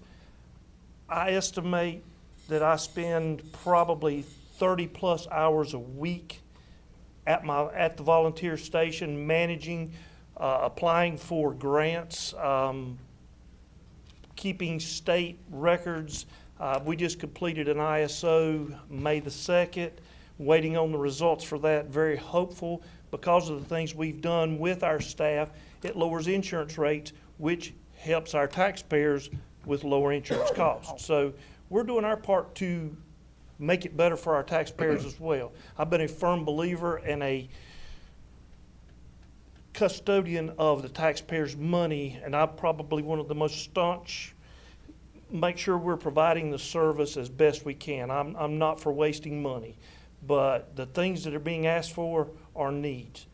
Our costs have skyrocketed, and this is getting off subject, but the cost of a fire engine, 2018, frontline custom fire engine, we paid $530,000 for. That same engine today is pushing $700,000. That's 5 years, it's gone up over $200,000. So it's getting tough for us to make ends meet without some increases. Thank you, Chief. Yes, sir. Any other questions? I have Yes, a question. yes, sir. I guess my question is, we're putting all these extra hours in. How many stations have overnight availability where they can have? Because I think some of them, we don't have availability where somebody can be a full-time employee, correct? Right. Most of us are planning to do this with part-time personnel so that you don't have somebody there and have to provide sleeping quarters. Correct. You're going to run it in shifts, and that's what we've been doing. We've been fortunate enough to expand hours to at least have someone till midnight, and that has reflected in our response times, which improve our ISO ratings. So we would like to fill the 24-hour schedule, but we can't do it without the funding. I guess one of the things I did want to point out, just for everybody's information, in FY21, the budget was 5.32 million. It went the next year in FY22 to 6.26 million, and then the adopted budget last year was 7.32. So about $1 million increase for the board's knowledge that that's what's happened annually over top of that. Just giving you a scenario for that, the 9.5, which was recommended for that tax rate, would be 9.33 million, which is about 2 million above where it is standing now. So I just wanted to point that out and everybody have that knowledge of where they stood and how that was broken down. You did have a scenario of a house that was put into those scenarios. It was in the outside of the municipalities, and just want to make sure that all the questions were asked that we had from before. Any other questions? Just Commissioner Fraley. Not really a question, just a couple comments, and I'm not saying that it's not needed, but, and I totally appreciate and respect what all you guys do, but just last year we went to this unified rate, and most, if not all, got an increase, and some of them were significant increases. And, you know, at revenue neutral, everyone will receive at least the same, if not more, than last year.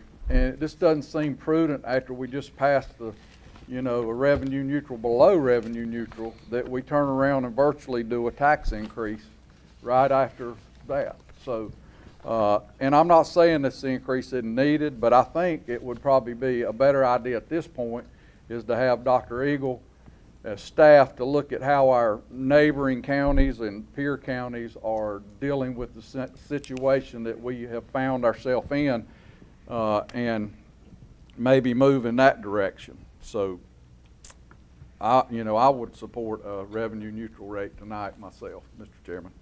Thank you. Also wanted to state for, go ahead. Just to also to let you know, this budget, and correct me if I'm wrong, Vincent, includes 3 new areas that were not in the unified tax district last year for those municipalities who have turned their service over to the county, correct? They're funded in this current year. Oh, they're funded in this current year? Yes, sir. Okay, excuse me. That occurred this year too, that's correct.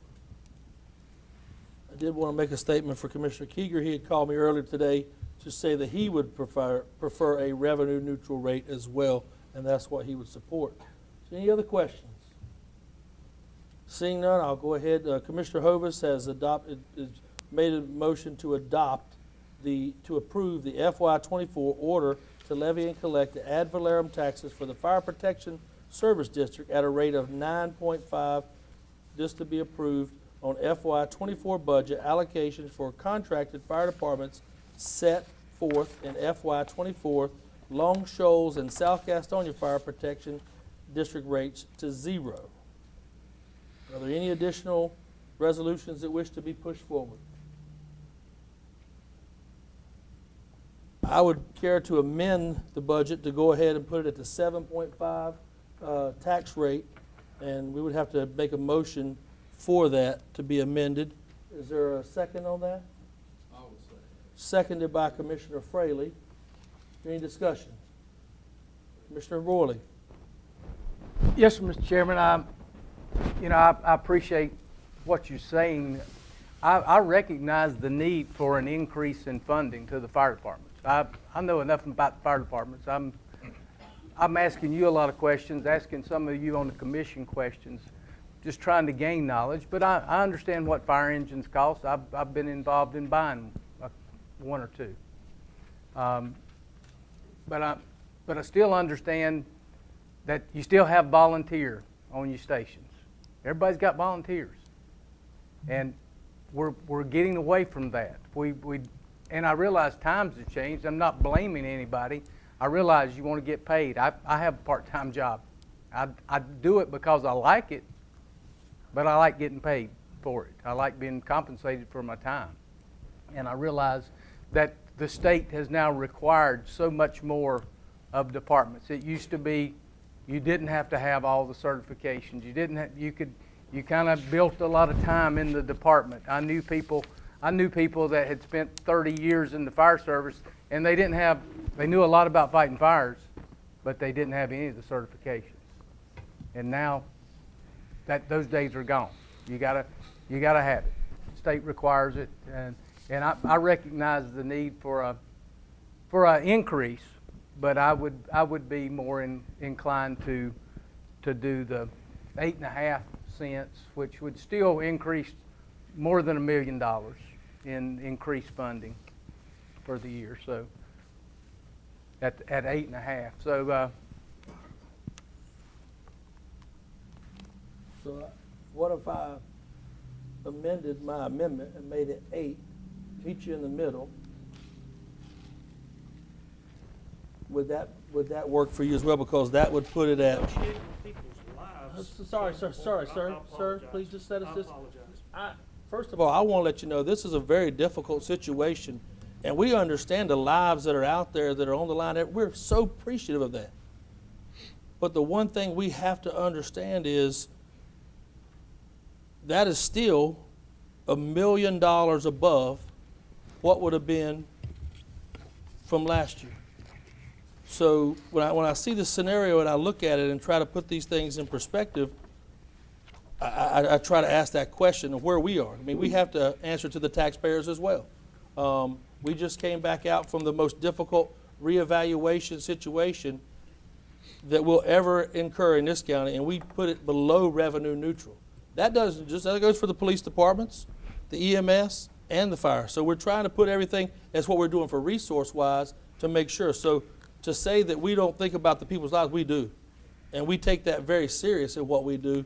But one of the things we have to take in consideration is also the tax-paying citizen for what they just had, because there will be an increase that will be, and some places will see different increases because of the increase they had and what that number was.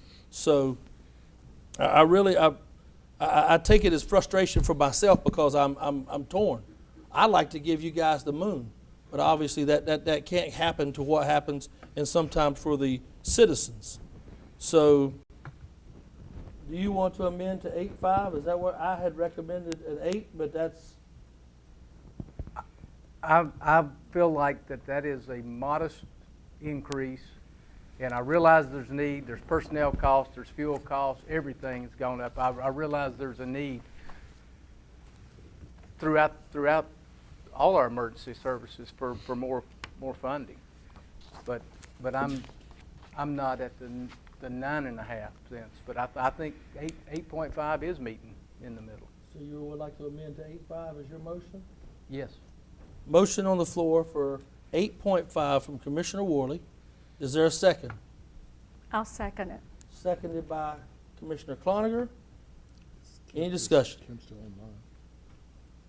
Commissioner Johnson, do you wish to comment on anything before we vote? No, I don't have any comments. Okay. Is there any other comments or discussion at this time? Seeing none, I have a motion made by Commissioner Worley, seconded by Commissioner Cloninger. All in favor?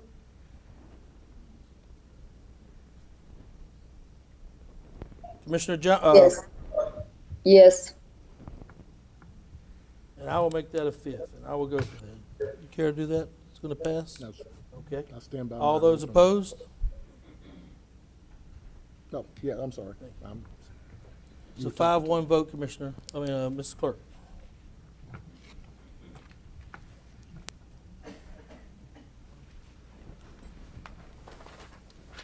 So you have that budget ordinance now? We're good?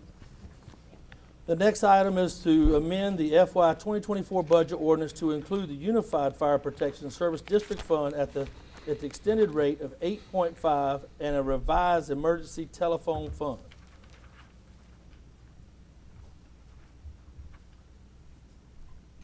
Do I have a motion to approve? You want to do that, Ronnie, since you approved it? Motion made by Commissioner Worley, seconded by Commissioner Fraley. Any discussion? All in favor? Yes. Commissioner Johnson? Yes. It is unanimous, Madam Clerk. Thank you, folks, and thank you, folks, for what you do. Public hearings. The commission will now take citizens' comments for 5 public hearings. Comments will be taken on the following issue: zoning map change REZ 147, zoning map change REZ 150, conditional district REZ-149, designate Flint Mill Number 2 as historic property, and incentive grant for IDI Logistics. Before we begin the hearing, let me outline the rules for procedures for the hearing. Citizens wishing to make comments will be recognized by the chair, then requested to step to the microphone for their comments. Citizens will state their name and address for the record. Comments are limited to 3 minutes. All questions shall be directed to the chair for response. The chair shall rule on all points and orders in the hearing. Do I have a motion to go into public hearing? Motion made by Commissioner Hovis, seconded by Commissioner Fraley. All in favor? Commissioner Johnson? Yes. It is unanimous, Yes. Madam Clerk. The County Commission will now take citizens' comments on public hearing zoning map change REZ 147. Hannah and Joseph Weston are the applicants. Ms. Peyton Ratchford, Planning to Building and Development Services, will provide a brief overview.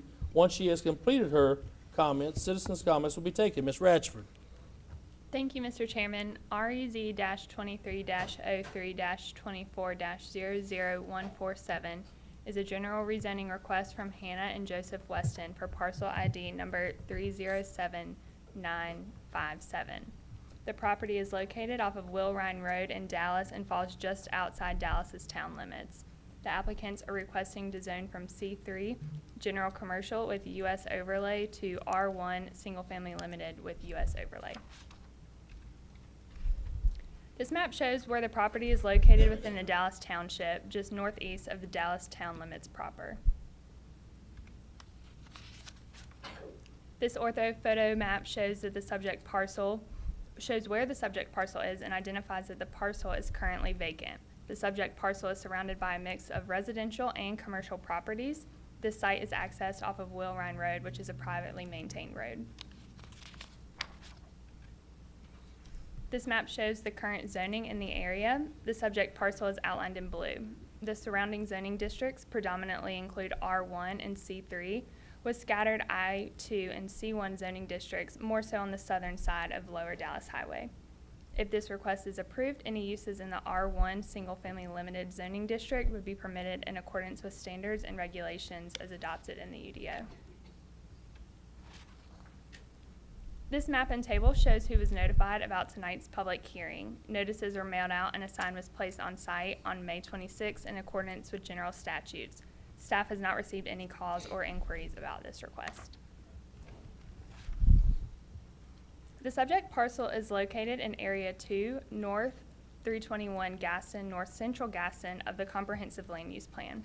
Key issues for citizens in this area include preservation of open space, road improvements, and better connectivity to other areas of the county and throughout the region, transportation alternatives, preservation of agriculture and maintaining the rural feel of the community, and steer development toward existing infrastructure in areas immediately surrounding towns and cities. The future land use designation is rural. This designation is characterized as having plenty of open space along with farmstead-style housing and agribusiness. Residential homes are located on large lots and are set back from the roads they front upon. The TRC reviewed this project and had no comments at this time. The GCL MPO said there were no funded transportation improvement projects in the immediate vicinity of the site. However, there is a proposed unfunded boulevard improvement to Lower Dallas Highway, and that is included in the MPO's CTP to include bike and ped facilities. The Planning Board heard this request at its June 5th meeting and unanimously recommended approval by an 8-0 vote. Mr. Chairman, this concludes my presentation. Thank you, ma'am. Are there any citizens wishing to comment from the applicant at this time? Are there any citizens' comments that wish to come at this time from this issue? Seeing none, any questions from the Board of Commissioners? Seeing no additional comments, I will declare the public hearing closed. Just to recap, the Planning Board unanimously recommended approval of this. Do I hear a motion for this endeavor?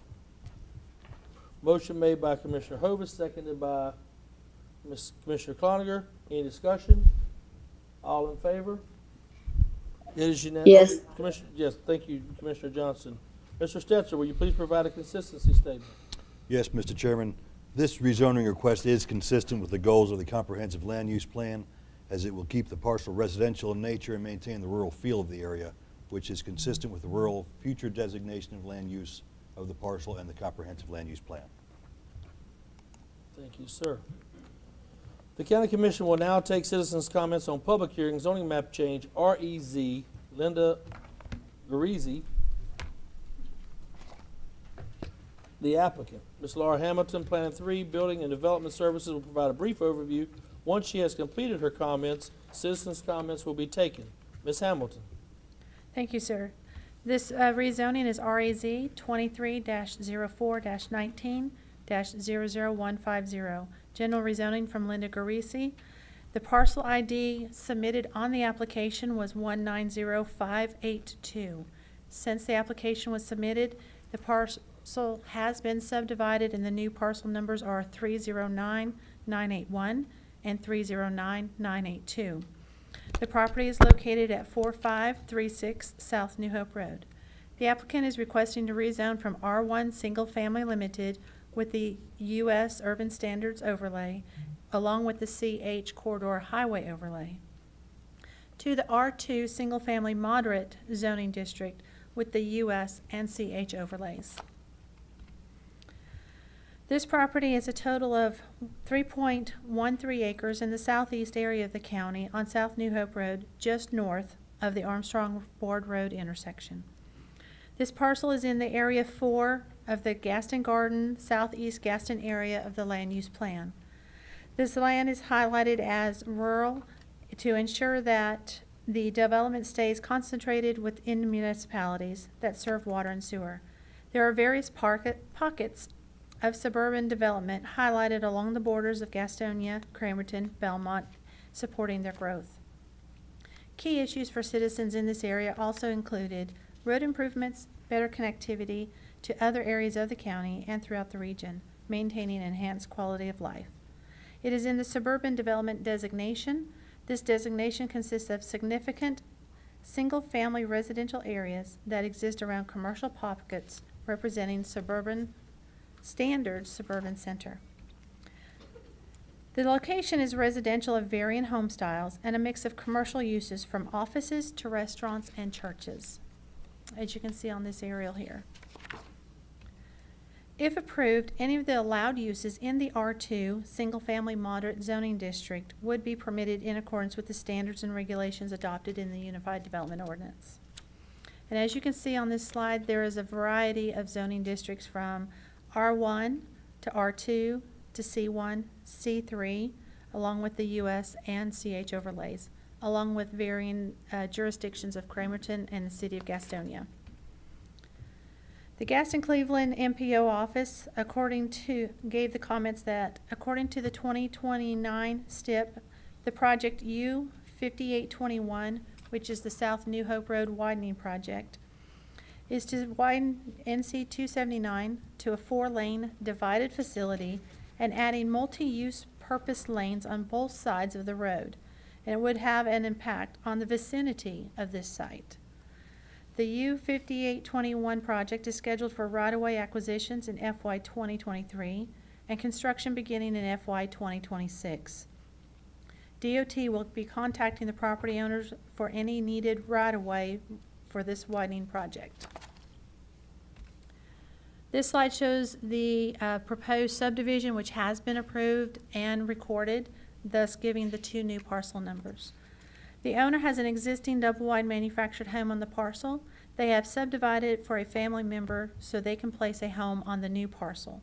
The subdivision went through regular review and approval. This rezoning will bring the current home into conformity and allow for the family member to have an option on their home types on their new parcel. Staff feels the application as presented is consistent with the land use plan. The planning board met on June 5th, and the motion to approve was passed with an 8-0 vote. I have received 1 inquiry on this, which was to just clarify what the request was for. The sign was posted on May 26th, and notices were also mailed on May 26th. That is the end of my presentations. Thank you, ma'am. Are there any comments from the applicants at this time? Seeing none, any citizens that wish to comment on this issue at this time? Seeing none, any questions from the Board of Commissioners? Seeing none, no additional comments, I will declare the public hearing closed. Just to recap, the Planning Board has unanimously recommended approval of this project. Is there a motion to approve? Motion to approve. Motion made by Commissioner Worley, seconded by Commissioner Hovis. Any discussion?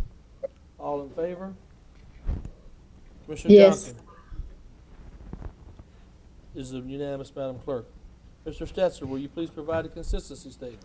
Yes, Mr. Chairman, this zoning request is consistent with the goals of the comprehensive land use plan, as this land is highlighted as rural to ensure that development stays concentrated in municipalities that serve water and sewer. This is designated as suburban development, which consists of significant single-family residential areas that exist around commercial pockets representing a standard suburban center. Thank you, sir. The County Commission will now take citizens' comments on public hearing, zoning map change, conditional district REZ 149, MBI Carolinas LLC applicant. Ms. Laura Hamilton, Planner 3, will provide a brief overview, and once she has completed her comments, citizens' comments will be taken. Ms. Hamilton. Sir, I would actually like to defer to the applicant as they would like to ask the board for a request.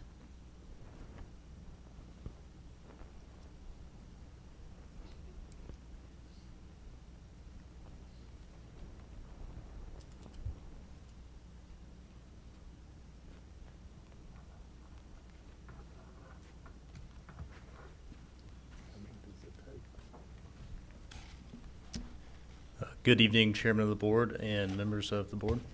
My name is John Kelly Ashley. I'm with Kimley Horn, engineering consultant that MBI Carolinas hired to complete the conditional rezoning process. We would like to request... please give the address to your company there, please. The address of the company is so we have for the record. 200 South Tryon Street. Thank you. We would like to request to continue to the next Board of Commissioners meeting. Due to extenuating circumstances, none of the members of the project team were able to attend the planning board meeting. We would like to more thoroughly review the meeting minutes that were provided before proceeding with the presentation of the conditional rezoning site plan. What would be your calls? We would like to research the effects of the development to the surrounding property values of the community.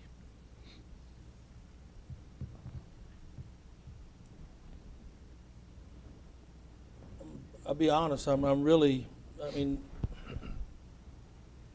this was noted several places for you guys, and I'm going to grant there's no good cause shown to continue this matter. So if you guys don't wish to go forward, then we'll just let it drop now. Well, we would like to proceed with the conditional rezoning site plan if a continuation is not granted. I'm not going to, there's no good cause for grounds of what's happening for you. You guys were notified, and the people who were there should have known that this was a big night for them. And seeing none, I'm not going to grant cause for that. So if you want to go forward and we'll go and continue, we can. Okay. We'll proceed. I will hand the mic over to Rob Bennett, who is the property owner. Thank you. No, it would go back to staff, wouldn't it, Mr. Okay. Chairman? I'm sorry. Go ahead, Ms. Hamilton. I apologize. All right, thank you, sir. This rezoning is REZ 23-04-03-00149. It is a conditional rezoning request.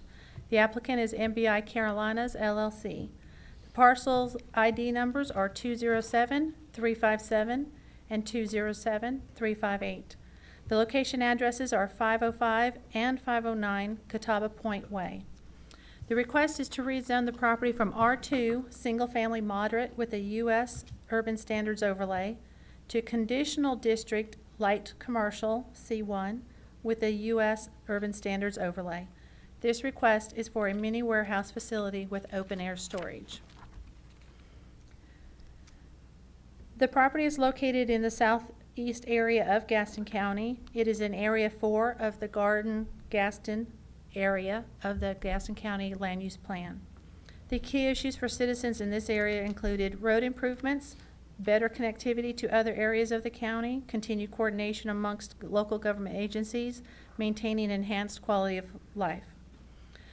The rural land use area, it is designated as rural. For the rural areas in the comprehensive land use plan are characterized by green rolling hills, plenty of open space, along with farmstead-style housing as well as agribusiness. Residential homes are located on large lots and set back from the roads from which they front upon. Staff recommendation is that this application, as presented, is consistent with the land use plan. It meets goal number 2 by allowing a place to put large items that people may own so as not to make their neighborhoods congested. And goal number 4 of enhancing the quality of life to allow persons to have items while keeping their properties looking nice and supporting the standards of development within the county. This property is in a mixed-use area of the southern region of the county. The immediate area is primarily residential and wood forestry in nature, along with different housing types and styles. The general area is varying home styles, farms, commercial uses, and wooded land. The area is zoned R1, R2, C1, and CD/C3, along with the U.S. overlay. The Technical Review Committee reviewed the plan. The comments from the Gaston-Lincoln Urban MPO, they did refer to the wrong case number in their memo that was put in your packet. However, the property references were correct. According to the 2029 STIP and the 2050 MPT, there are no planned transportation improvement projects in the immediate vicinity of this site. Please note that any site plan that requires a driveway permit on the DOT road or adjacent to DOT roads, the developer should work with the NCDOT on any required driveway permits or TIA requirements. Comments from other agencies was no comments at this time, and we received that from approximately half of the TRC agencies. These are the landowners who were notified of the rezoning request. This is the proposed site plan that is being requested. The public information meetings at the development team advertised and held the two as required by the UDO. The meetings were held on May 16th from 4 to 6 p.m. and May 17th from 4 to 6 p.m. on site. The PIMs, the public information meetings, full report from staff was included in the packet information. Some of the concerns that the neighbors had was that they did not want a 50-foot high structure, which would be allowed in the C1 zoning district. The Catawba Road is a narrow road. Light pollution coming from any lights they may have at the facility. The maximum capacity of the facility. Ingress, egress is in a curve area of the Catawba Cove Road, whether it be 24-hour access or not, and the building styles. Those were some of the highlighted concerns that staff made note of. These are a few examples of the buildings proposed that the applicant would like to be able to choose amongst as their styles of consideration. The proposed conditions for the rezoning is that the use would be for mini warehouse facility only. The development shall meet all state, federal, local regulation codes and requirements if not relieved by this request, and conditions outlined and attached to this request. The maximum building height would be 35 feet. 2 existing parcels would have to be combined into one parcel with the submittal of the site plan for review in phase 1 if it were to be phased. A type D buffer would be required along the combined property lines, except where practical, then leaving the existing vegetation undisturbed. The existing vegetation that is remaining shall count towards the type D buffer. A minimal small gap or break in the buffering would be allowed to accommodate for the stormwater control measure outfall device. That would fall back where the stormwater device is proposed, if approved, and it would be very minimal to accommodate such outfall.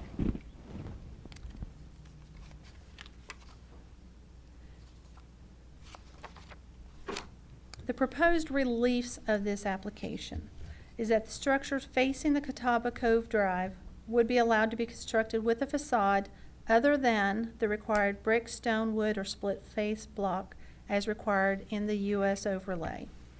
If a combination of type D buffer and the existing vegetation of the property could provide adequate screening from Catawba Cove Drive. Where the combination of type D buffering and existing screening do not provide the adequate, then additional plantings would be provided. Number 2, the proposed parking striping as shown on the site plan is conceptual, providing an approximate parking layout and quantity and variety of parking spaces. This was a request from the neighbors to know what would be the maximum capacity. The parking striping and layout as shown on the construction documents shall be allowed to vary in quantity and variety of parkings as shown on the plan. And the other relief is a minimal gap of break in the type D buffer to accommodate for the stormwater measure outfall for that device. If approved, staff would recommend that the conditions of approval be implemented as presented and/or modified by the board to mitigate any impact on the surrounding properties. The planning board held their meeting on June 5th. The motion was to disapprove as presented, and the vote was 8-0 in favor of that motion to disapprove. We did receive many inquiries on this case. The sign was posted on May 26th, and the notices were mailed out also on May 26th. That is my presentation. Thank you, ma'am. Now, I'm sorry. Are there any comments from the applicant now? The biggest thing I was going to say is we have the 35 feet there in the building. We don't plan on having a 35-foot building. We just want to make sure we're covered on where they're taking that level from. We're proposing a small mini storage building there. This is putting together for RV and boat storage. We have a small building in the beginning, just to have the mini storage there, and we only want to be 1 story. But if someone's taking an elevation down from below, we didn't want to put ourselves in jeopardy on where that was taken from. So I just want to be very clear with that. We definitely heard some concerns from the neighbors, and we tried to bring them all into light. In regards to the lighting, we do plan on hiring a special electrician to work with buffering lights and around there. I do mention me and Ravel have owned the property for about 7 years now. It's been operating as a trailer park, or mobile home site, I should say better. We looked at some of the concerns of some of the other residents in the neighborhood. We looked at some of the businesses, boats and launch, and it was beautiful tonight seeing all the growth you're doing on the water there too. And we saw there was a big need for RV and boat storage in the area. That's where we came up with this and thought we were serving that need as well as the neighborhood community, just as trying to as well do something good with the land that we own there. Would love to answer any questions you guys have and speak to any issues there. We do plan on having, well, we have to have the fenced facility. We do plan on adding additional buffering in, even to go beyond, so no one's saying, okay, we're 15 feet here or there. We're going to go clearly past that. We want to bring in, there was some concerns of the neighbors that there were some flowers in the area that North Carolina was having a problem with. We're trying to research that and try to bring that into our buffering zone as an addition to what we have on there right now. So we're really trying to listen to the concerns. We've worked directly with some of the neighboring neighbors, gentlemen across the streets. Everybody was very happy to see the change with it. Obviously some opposition as well, but would love to be able to answer any of your questions on what we presented here and talk further with it. And your name again, sir? Oh, I'm sorry. My name is Rob Bennett. Thank you, sir. Yes. And my partner with MBI Carolinas is Ravel Martin. Just the 2 of us. Anybody else wish to comment from your group? Yeah, I'll say a couple more things. As Rob mentioned, the proposed site would provide covered and uncovered parking for boat and trailer storage. The applicant is proposing a Type D landscape buffer to provide screening around the outer boundary of the property, which is the second most stringent landscape buffer that's provided in the UDO. There were concerns brought up by the public during the public information meetings that the applicant directed us to address. Concerns about building height, which we've already spoken to.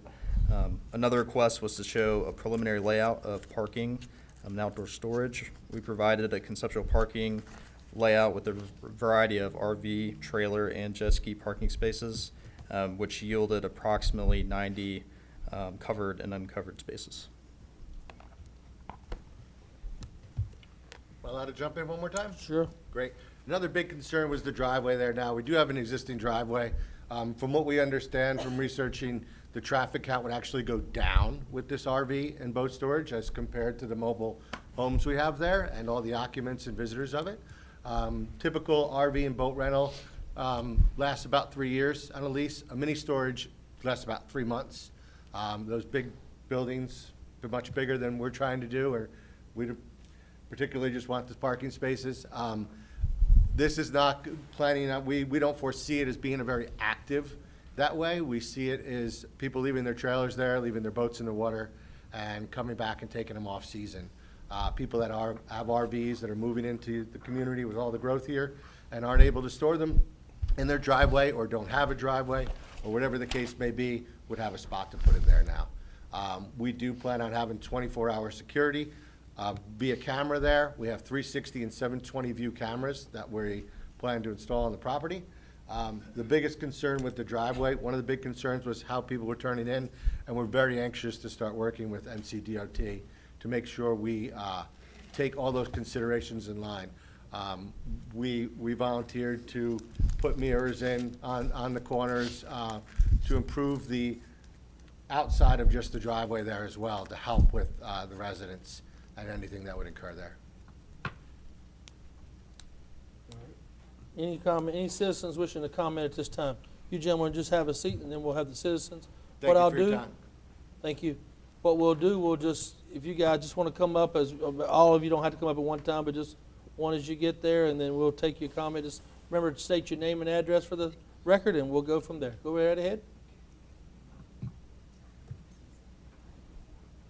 You okay, Donna? Donna, you good? Need a break or anything?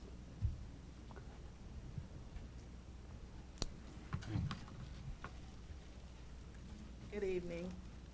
My name is Sharon Williams, and my husband and myself own the property directly in front of where the proposed storage building is going to go. I'll stop you for just 1 second.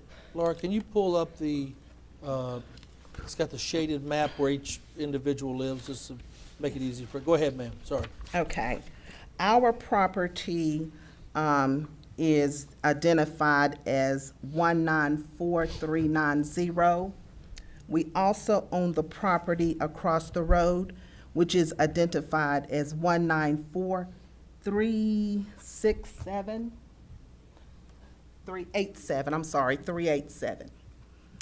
And on the property of 194387, there has been put a driveway that goes down to a single mobile home, and that is our property.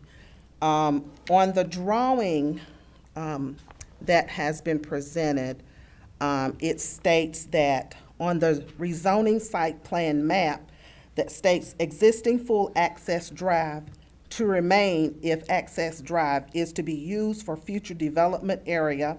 The developer must provide a copy of the easement agreement for joint access use, and it must be improved to meet Chapter 10 of the Gaston County UDO and obtain NCD driveway permit. There is no agreement for that driveway to be there. I don't know how it got there. Someone put it there illegally. It is right in the corner of that plot of land, 194387. So I am asking that, okay.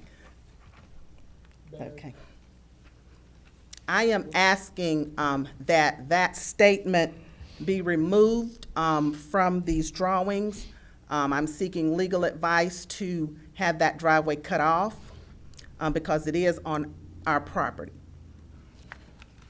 Thank you. Thank you, ma'am. If y'all could just stack in, at least one of you behind us so we can move along, please. Thank you.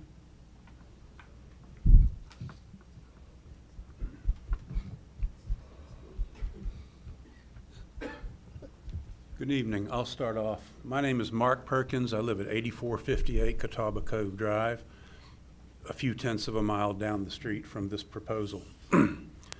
You all have received in your email, and I believe you have a hard copy of a photo montage that Motion to accept. So moved. Motion made by Commissioner Hovey, seconded by Commissioner Fraley. All in favor? Commissioner Johnson? Yes. It's unanimous, Madam Clerk. Go ahead, sir. Thank you. That those photos were taken 2 weeks ago on my morning walk. I think it's self-evident the nature of the community we're talking about, and I have 2 photographs at the bottom that are consistent with the type of project that's being proposed. It's obvious, our concerns are very straightforward. It's obvious that that proposal does not belong in this residential district. The residents are opposed to the incursion of commercial property in our residential area.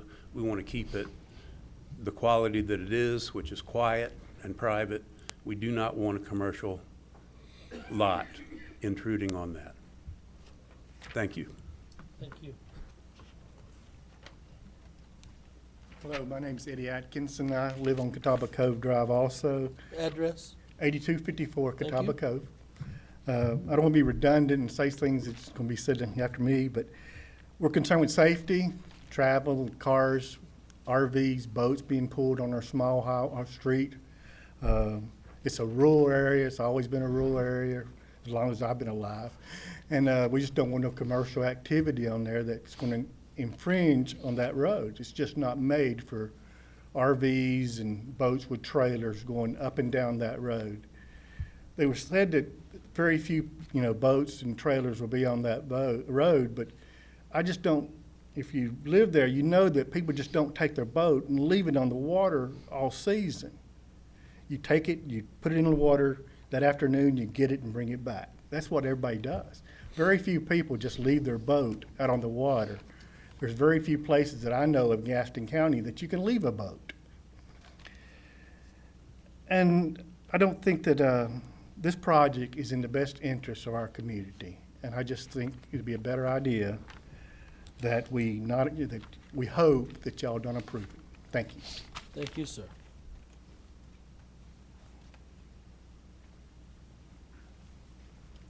Hi, my name's Ann King. My husband and I live at 216 Blue Heron Way, which is a little over a half a mile from this property.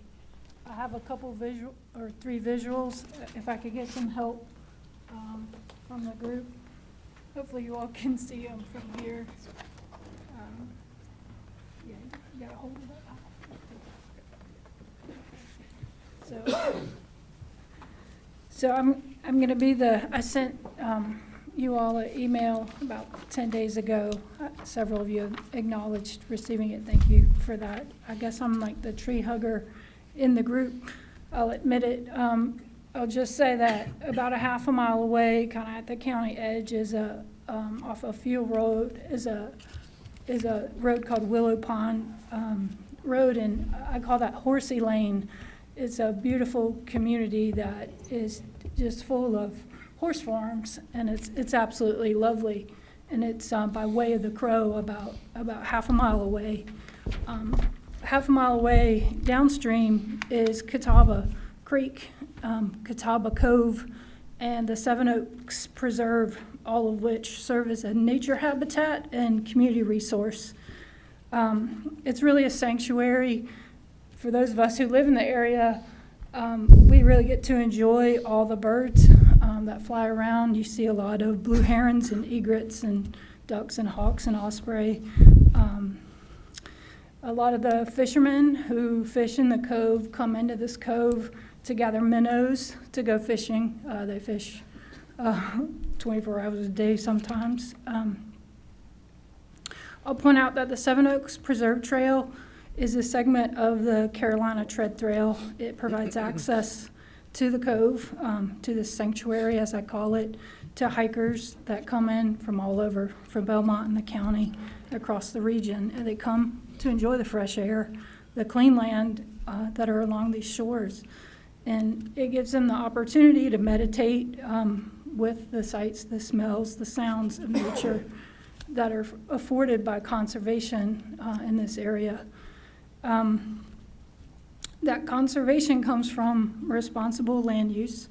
I found an article when that trail opened up that said that hundreds of community volunteers helped to build the Seven Oaks Preserve Trail, which required cleanup and removal of 3/4 of a ton of trash and debris, which included 32 tires and thousands of plastic bottles from the preserve and trail. That trail's just across the cove, so it's like a mile or less away from this site. So the big concerns for me when I looked at the site plan was they're going to pave 80% of this 2.76 acres, so it's going to be non-pervious. They're going to store recreational vehicles and boats. Ma'am, your time is up. Thank you, though.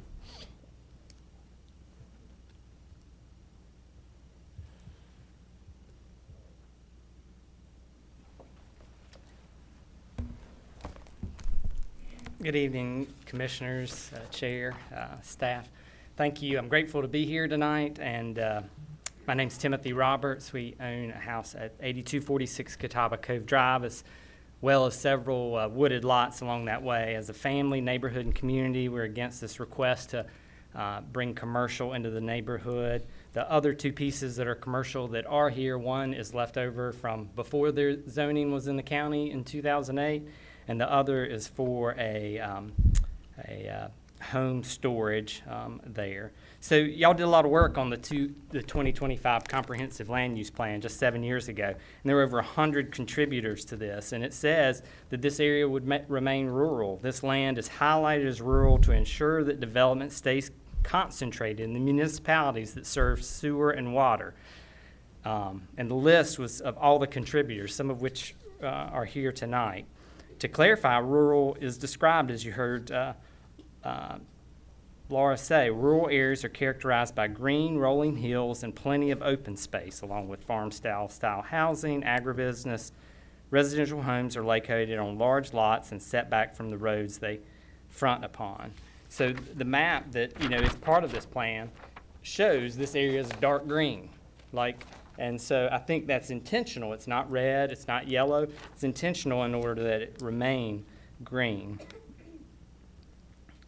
The curve that was mentioned coming around the entrance, the property owner that owns that property, if DOT requires something different, they have no control of giving visibility. A mirror may help, but that is not. And the DOT has said there's no road improvements planned through 2050 here. We hope you will vote to follow the planning board's recommendation and deny the zoning of this to commercial use. Thank you. Thank you, sir.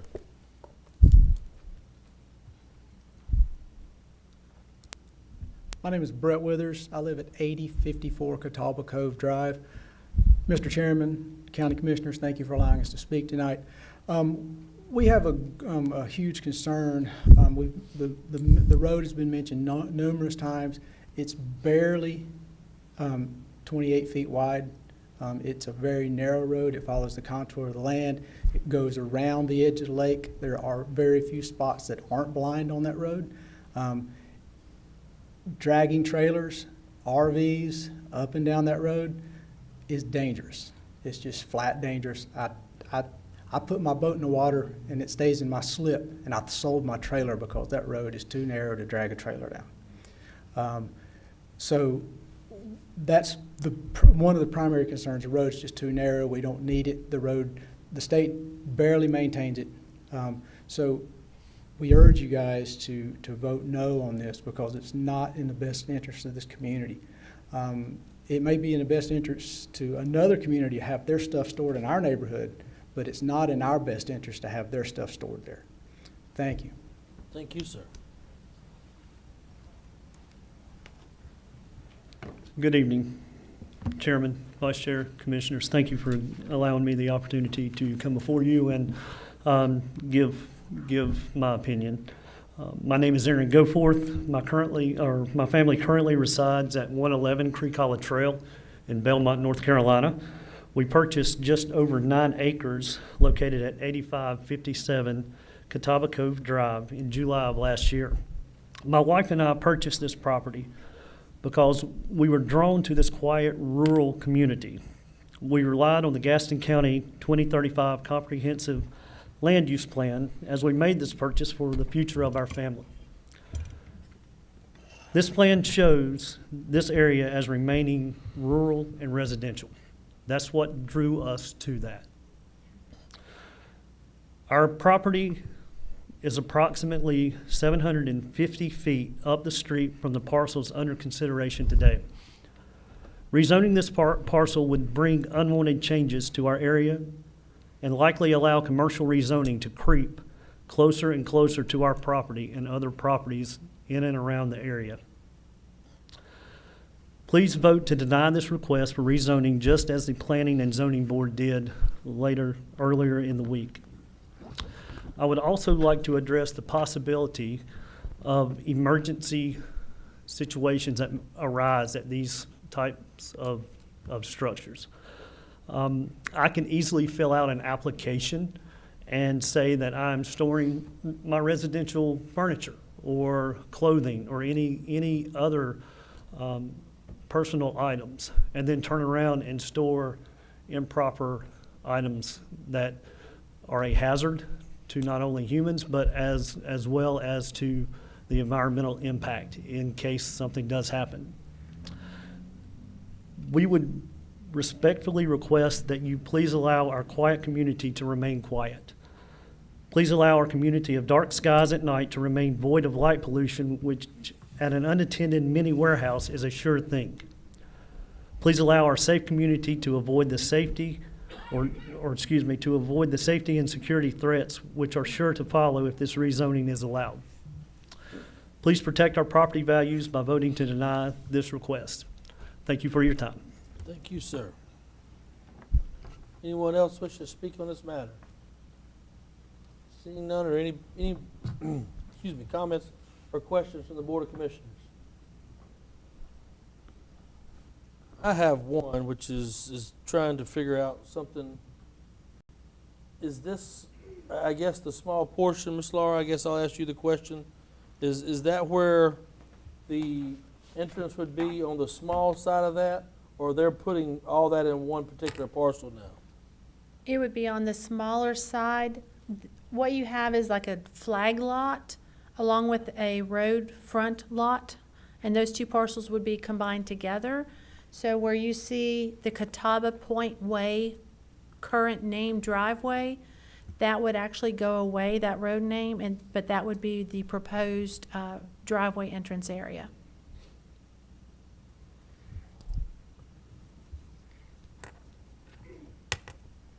I guess my biggest concern, and one second, sir, my biggest concern right now is the road. I was down there earlier this week to look at it, and it's so small. And that's where I have lots of issues, because it's twists and turns, as we well know. So I have some issues that I want to talk about, but also want to let it be known, because Commissioner Keeger had texted me earlier about this today and said that he was understanding and he would not be supporting this issue. So I want to put that out there before any other question, but he did want me to say that.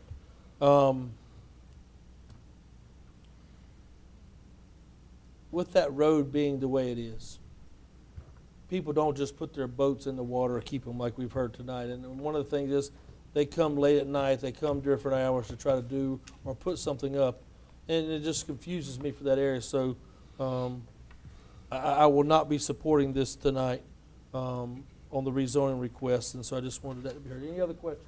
Commissioner Worley. Thank you, Mr. Chair. You mentioned this for the applicant, the possibility of having folks put their boats in the water there. Is there waterfront access to this property? Oh, no. We said, the biggest problem we're seeing is, again, and I understand there's people that go in and out every day with their boat. You're going to have that everywhere. If you go past most of the RV and boat centers now, you're going to see a field of trailers. I'm having a problem right now finding a spot for my trailer. My boat is in the water and stays in the water all summer. I actually have 3 trailers. I have boats, wave runners. I'm looking for spots for all of them. There's a large, if you look at most of the marinas out there, most people buy a boat, put it in the marina, and still need to find a spot for their RV.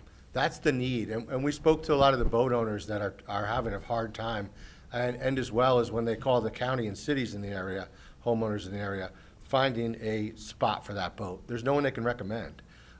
It's just not there yet. You guys are building a lot of those big mini storage or larger storage places in the area that will allow some RV and boat as well, but they make a whole lot more money on the square foot on the mini storage. That's why we saw the need. All the big boys are going after those big storage buildings. Well, we're not going after that. We're going after that particular need that I'm experiencing myself and a lot of my friends and family as well. A lot of people live in that neighborhood. In regards to the light too, I just wanted to bring up, we do have 24-hour lights on the property right now, street stamp tile lights. The property is lit all night long. We will have motion detectors going forward, so the lights will go down at night. So if anything, the light pollution in the evening should decrease in a significant way. Okay, and and you mentioned trips per day. Yeah. You going to be 90 spaces approximately in there, and you don't anticipate that there would be lots of in and out traffic?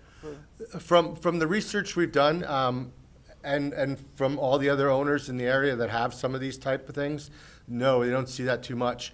There's other companies that can use it for daily use, construction and stuff like that. We're not looking to have those kind of people there. We're not looking to have security of that nature. It's not meant for daily use, it's meant to leave. Will there be people that come in and take their boat out when they go out? Sure. People that are using it every day are gonna find a place to put their boat in the water usually, though. That's what we've seen. That's just my opinion. So to answer your question. You mentioned construction. Now, you say you're not wanting any kind of construction We're trailer? not looking for people to run a business out of our place at all, and that's gonna be clearly stated in our agreements. We're looking to clearly just provide to the neighborhood an opportunity for them to have a place to put their trailer or to put their boat, and leave it, and know it's secure. Our biggest thing is security. Right now, the way the property sits with the mobile home sites there, we've had a lot of issues with some of the people out there. There's been a lot of gunshots, there's been a lot of things.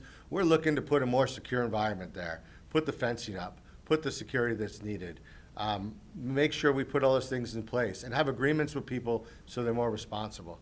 That helps, So- that answer it all. Well, I mean, so you're kind of telling me, you're indicating, so say somebody owns a landscape business, Yeah, you're gonna no. turn them away, you're gonna say, well, we If don't some- want your business here. If somebody owns a landscape business and they're renting a spot from us for a company use, yeah, that'll be against our agreement. If a guy owns a landscape business that has a boat and wants to go out on the weekend or put his trailer there, we'll clearly allow him to be there. But we're not looking to make this an operation. We've been there for 7 years. We know a lot of the neighbors. I've got a lot of texts from the neighbors today that were disappointed on what happened with planning board, and it was our mistake of not being there. I truly apologize for doing so, because I would have really loved to give you all the more information to make the right decision, whatever that may be. And I feel like there was some information that was left on the table in between there. Did any of those things help? I wanted to say as well, Yeah. in terms of usage, it was of our opinion that when you start talking about holidays, you're probably going to see an increased usage. The beginning of the boat season, you'll see an increased usage, but you'll also see a downtime as well when people aren't necessarily using that as well. So it kind of all mixed together, as opposed to what we have right now, where we have the 5 units in there, multiple cars coming in and out. We really didn't think it was going to be that high of an impact on the community and in that area. And in regards to the street as well, that's obviously up to you guys to make that determination. There's nothing really that we could do about that.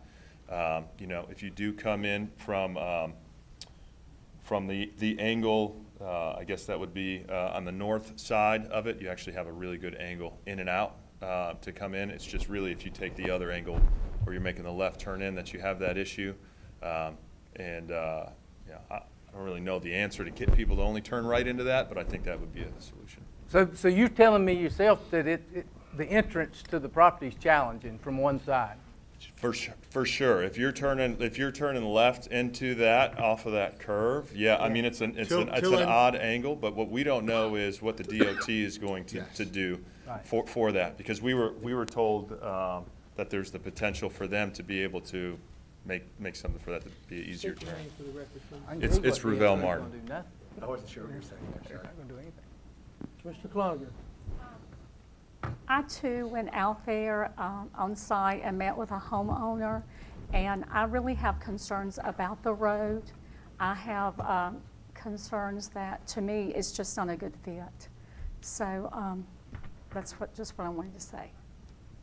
Mr. Ward, did you have some follow-up there? No, I was just trying to clarify trips, that it is, that the applicant says that it's a challenging entrance to get in and out of there. I also have. I have. Are you through? I'm sorry. Yeah, I'm good. I also have one that just, somebody says that there's gunshots and you guys are friends with the people in that particular community. We should be able to talk to them anyway about that type of stuff. I mean, that's part of having ownership of those particular. We're getting that information from law enforcement out there and stuff. So yeah, what we did when we heard that is we removed those people right away. So we are clearly. I was just saying, you said there was gunshots. I was like, wait a minute, hold on. We got to deter one, we got to deter another. But, No, I was just trying to state that we're trying not to have that conversation with law enforcement. We're trying not to have that conversation with the neighbors. We're trying to do a better thing.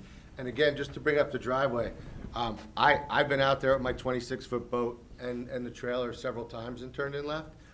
Would it be challenging?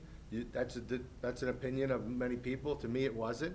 But we're, like I said, NCDOT, we're gonna rely on the people that work for the state and make that entrance the right way. We would look for the professionals to give us that answer.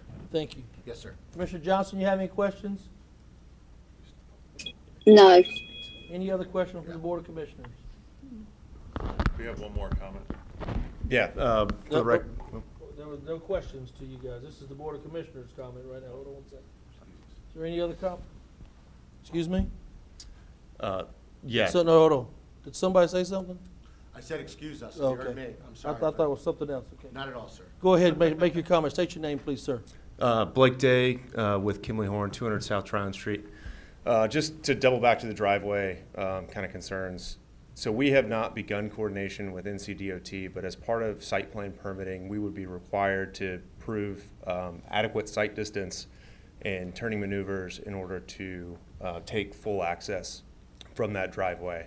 As part of the coordination, a lot of times, if there are concerns from a safety standpoint, NCDOT will dictate additional measures be put in place for access to the property. So that could be, additional turn lanes, a widening of the street. It could be roadway improvements, but we haven't started that process yet, knowing that this is the kind of the first step in the development process.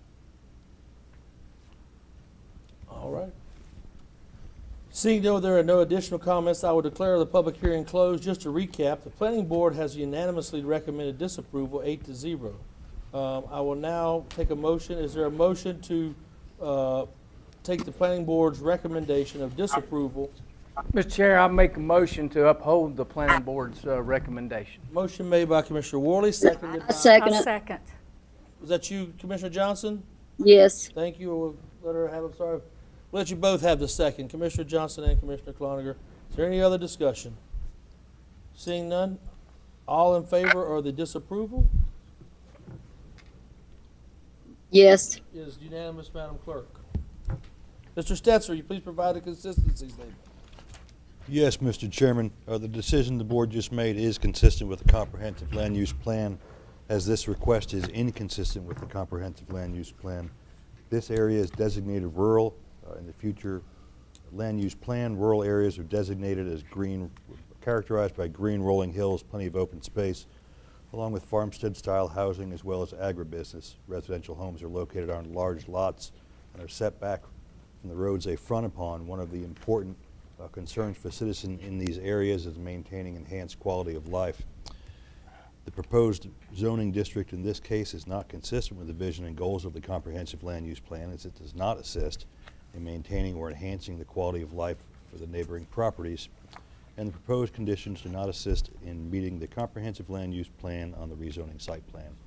Thank you, sir. The County Commission will now take citizens' comments on an ordinance to designate Flint Mill Number 2 located at 1910 Hunt Avenue in Gastonia as historic property.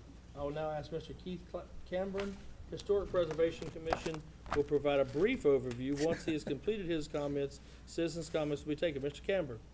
Hi, Keith Camber. I live at 4435 Huntington Drive here in Gastonia.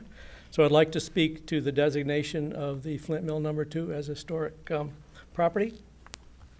Let's see here. So you can see from the map here, the mill is located northwest of the junction of 85 and 4 and 321. It's the sort of the dark gray area there. The mill was originally built in 1922 and is going to be converted into, I think, 208 or 209 apartments. And I just have a short little thing to read here to you. The structure known as Flint Mill Number 2, located at 1910 Hunt Avenue in Gastonia, is particularly significant in the context of Gastonia's surviving historic textile mills, as it manifests a myriad of 20th century advancements in fire-resistant industrial building technology.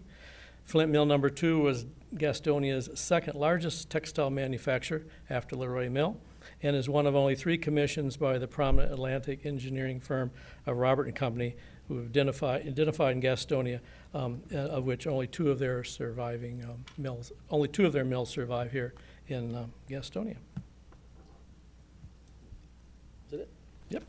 All right. Any citizen wish to make comment on this issue at this time? Seeing none, any questions from the Board of Commissioners? Seeing no additional comments, I will declare the public hearing closed. Is there a motion to approve this as is? Motion made by Commissioner Hovis, seconded by Commissioner Cloninger. Any discussion? All in favor? Yes. It is unanimous. Congratulations, sir. Thank you all. Thank you very much. The Gaston County Commission will now take citizens' comments on public hearings to approve a Level 2 incentive grant and authorize an economic development agreement for IDI Logistics. Mr. Donnie Hicks, EDC Director, #1 Man of the Year, will provide an overview. Once he has completed his comments, citizens' comments will be taken. Mr. Hicks, oh, well, sorry. Surprise. Apologize. Back for more. Go ahead, Miss Sarah Gilbert. She is the project administrator, will be at the meeting, and she will present if necessary. Thank you. Good evening. IDI Logistics has proposed to design and construct one building used for manufacturing and distribution on Friday Park Road. That is a change from what was originally submitted. That was Shannon Bradley was submitted initially. That's the wrong address. That was from a previous project. So this is a total investment of approximately $26 million and about 302,000 square feet of distribution and manufacturing space. IDI Logistics' proposed investment would qualify for a Level 2 grant incentive. This project is made up of $26 million in real estate. IDI Logistics is preparing to begin construction late this summer with an estimated completion time of September of 2024. Previous investments of IDI Logistics have created opportunities for manufacturing companies and distribution facilities. They are expected to attract 2 to 3 tenants in the building with approximately 50 to 60 employees that appeal per tenant, that appeal to beverage, cold food storage, healthcare. The EDC is requesting the board's approval for a Level 2 grant incentive for IDI Logistics. Are there any citizens wishing to comment at this time? Seeing none, any questions from the Board of Commissioners? No additional comments. I will declare the public hearing closed. We'll go for the vote. Thank you. Is there a motion? Motion made by Commissioner Fraley, seconded by Commissioner Hovis. Any discussion? All in favor? Yes. It is unanimous, Madam Clerk. Thank you. This concludes tonight's public hearing. Thank you. We'll now move on to the business portion quickly. Approval of the business agenda. Are there any revisions to the business agenda or any items that need to be pulled? Yes, I'd like to pull an item. S. Ms. please. Cloninger will wish to pull item S. Item S. And we'll get there, but we'll keep going. Any other commissioners wish to pull anything from the agenda? Hearing none, we'll item S. Do I hear a motion to approve the business agenda with item S pulled from the consent agenda? Motion made by Commissioner Hovis, seconded by myself. Any discussion? All in favor? Yes. It is unanimous, Madam Clerk. Approval of the minutes. You were provided a draft minutes for the closed session of 3/28, regular meeting 4/25, and special meeting 5/9. Are there any revisions that need to be revised to the minutes? Motion made by Commissioner Hovis, seconded by myself. Any discussion? All in favor? Yes. It is unanimous, Madam Clerk. No one signed up? Okay, thank you. The next item, do I hear, I think I went the wrong way. Nope. Do I hear a motion to, gosh knows. We have to have a motion and then a second, then we can discuss it, correct? I'm sorry. Approval of the consent agenda. Do I hear a motion to approve the consent agenda with item S pulled? Motion made by Commissioner Worley, seconded by Commissioner Fraley. Any discussion? All in favor? Yes. It is unanimous, Madam Clerk. Items pulled from the consent agenda. The first item pulled was item S. I have a motion. I have a couple of questions. Can I ask my questions? Want to do the questions first? Okay, go ahead. Okay. My question is that when I looked here on the, I'm not sure if it's a typo, but it's got where it, on this budget change request, it's got 260,000, and then it goes down here to the third one, it says, is that 260 million? Is that a typo? Where you at, Miss? So here on this, And you're back in the back section? on, What no, page that's on? Does it have a page there? it has a page with it attached on the budget change 157. request. Yeah, what page is It does appear that there's an extra zero. There's an extra in the zero. transfer from the 166 capital if you're looking at fund. your packet. It is So that may need to be 260,000. changed. See that? And then I also have just a quick question. Okay. So when I rode by the property in question, I noticed that there was a large pile of debris on that property. Is there, do we know if that debris contains any asbestos? We do not know at this point, but as part of the purchase agreement, we would have a due diligence period where we would hire a consultant to come in And check. test, and then we won't close until that due diligence period ends. So we will know before we close on the property if there are any hazards that need to be addressed. Okay, all right. Then, okay, that's my question. But you'll let us know about that, right? Yes, ma'am, Okay, absolutely. All right, okay. That's all I had. Any other questions about this before we, do I have a motion to approve? Motion made by Commissioner Hovis, seconded by Commissioner Fraley. Any discussion? All in favor? Yes. All opposed? It is 6-1, 5-1. Madam Clerk, sorry, I forgot who I was talking to. Are there any items which should be added by majority, which is no? Appointments. Mr. Fraley. I have three, Mr. Chairman, Yes, and sir. they're all to the Juvenile Crime Prevention Council. They're all reappointments. Mr. David Williams, Holly Wall, and Billy Wakoviak. Second. Seconded, Mr. Chair. Seconded by Commissioner Hovis.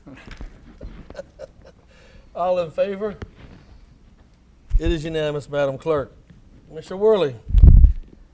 Thank you, Mr. Chair. I have several also, several for the Juvenile Crime Prevention Council as well, but I'll start at the top.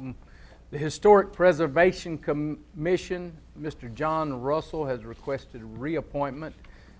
Number 2, JCPC, application for youth representation. Received application from Mo Snipes. I will forward that as a motion.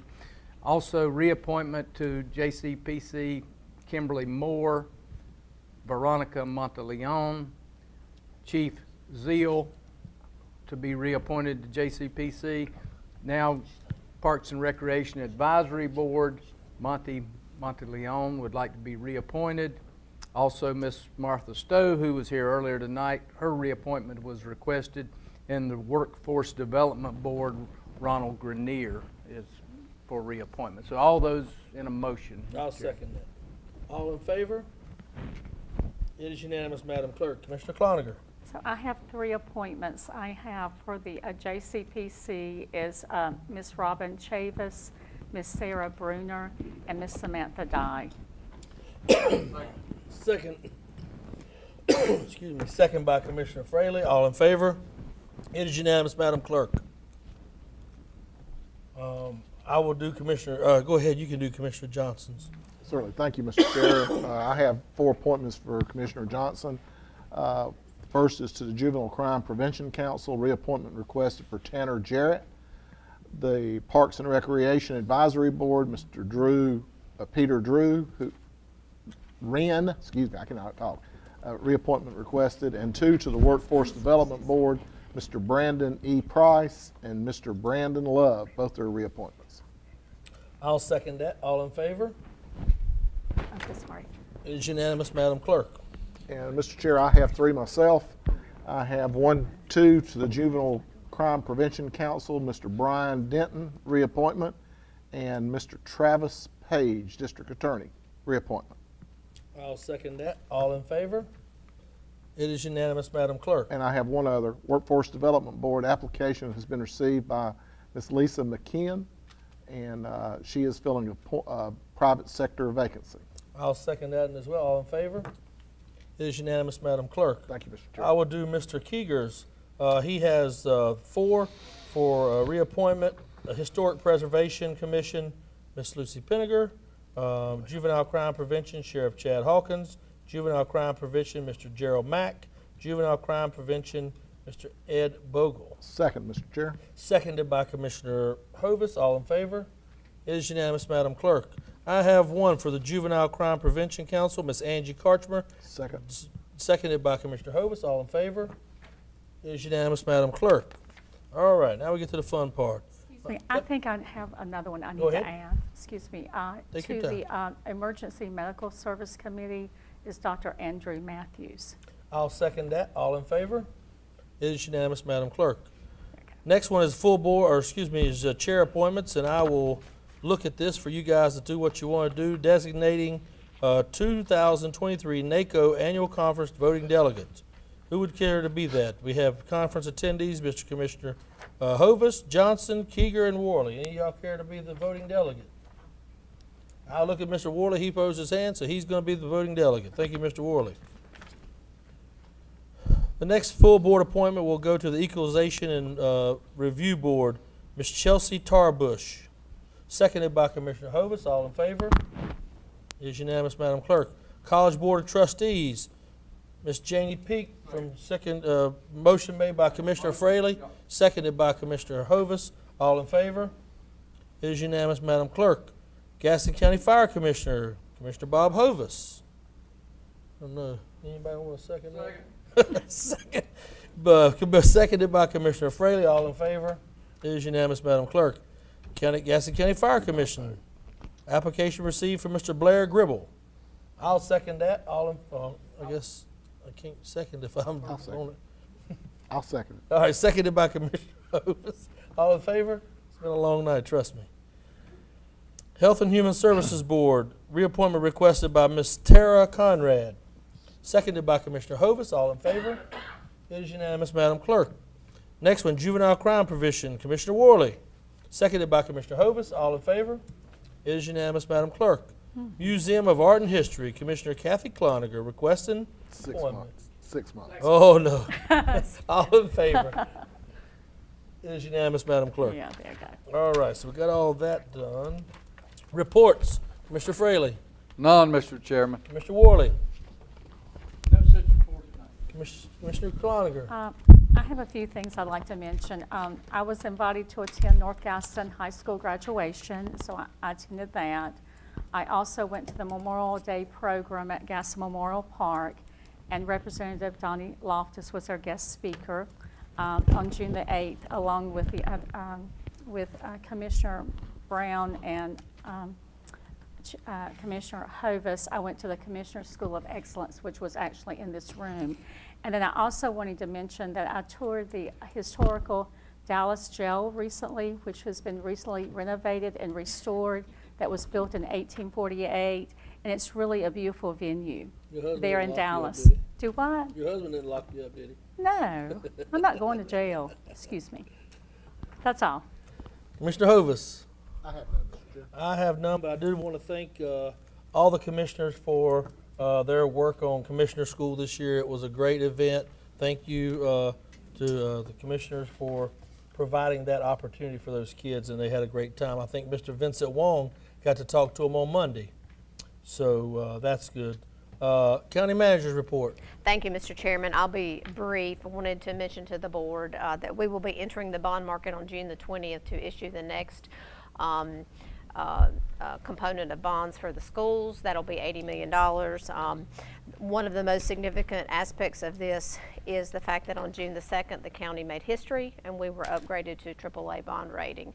That's extremely significant for us, first time in county history. It's not been but just over a year when we had our last upgrade. To have another one so quickly is really quite remarkable.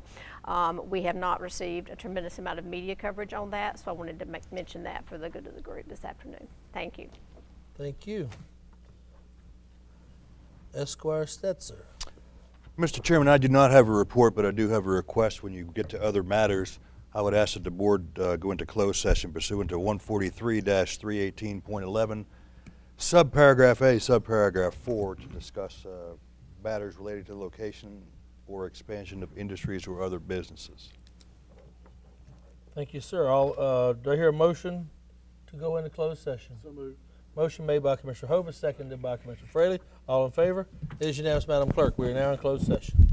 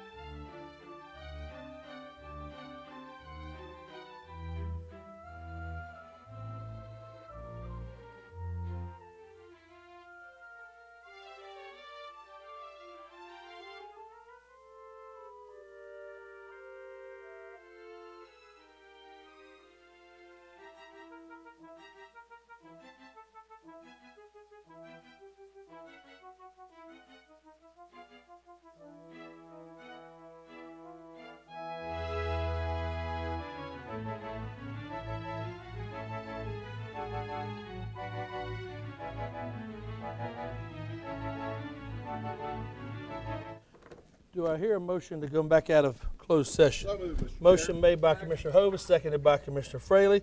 All in favor?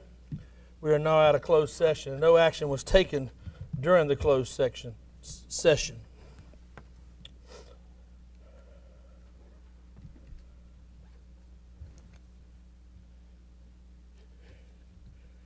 I would like to point out that the board voted tonight to combine the July work session and the regular meeting to be held on Thursday, July 27th, due to several members attending NACO, the annual conference. This concludes our meeting for tonight. Our next work session, the regular meeting, is Thursday, July 27th here at the Harley B. Gaston Junior Public Forum Courthouse. Thank you for watching. If you have any questions, please refer those to Donna S. Buff at 704-866-3196. Good night, Brad.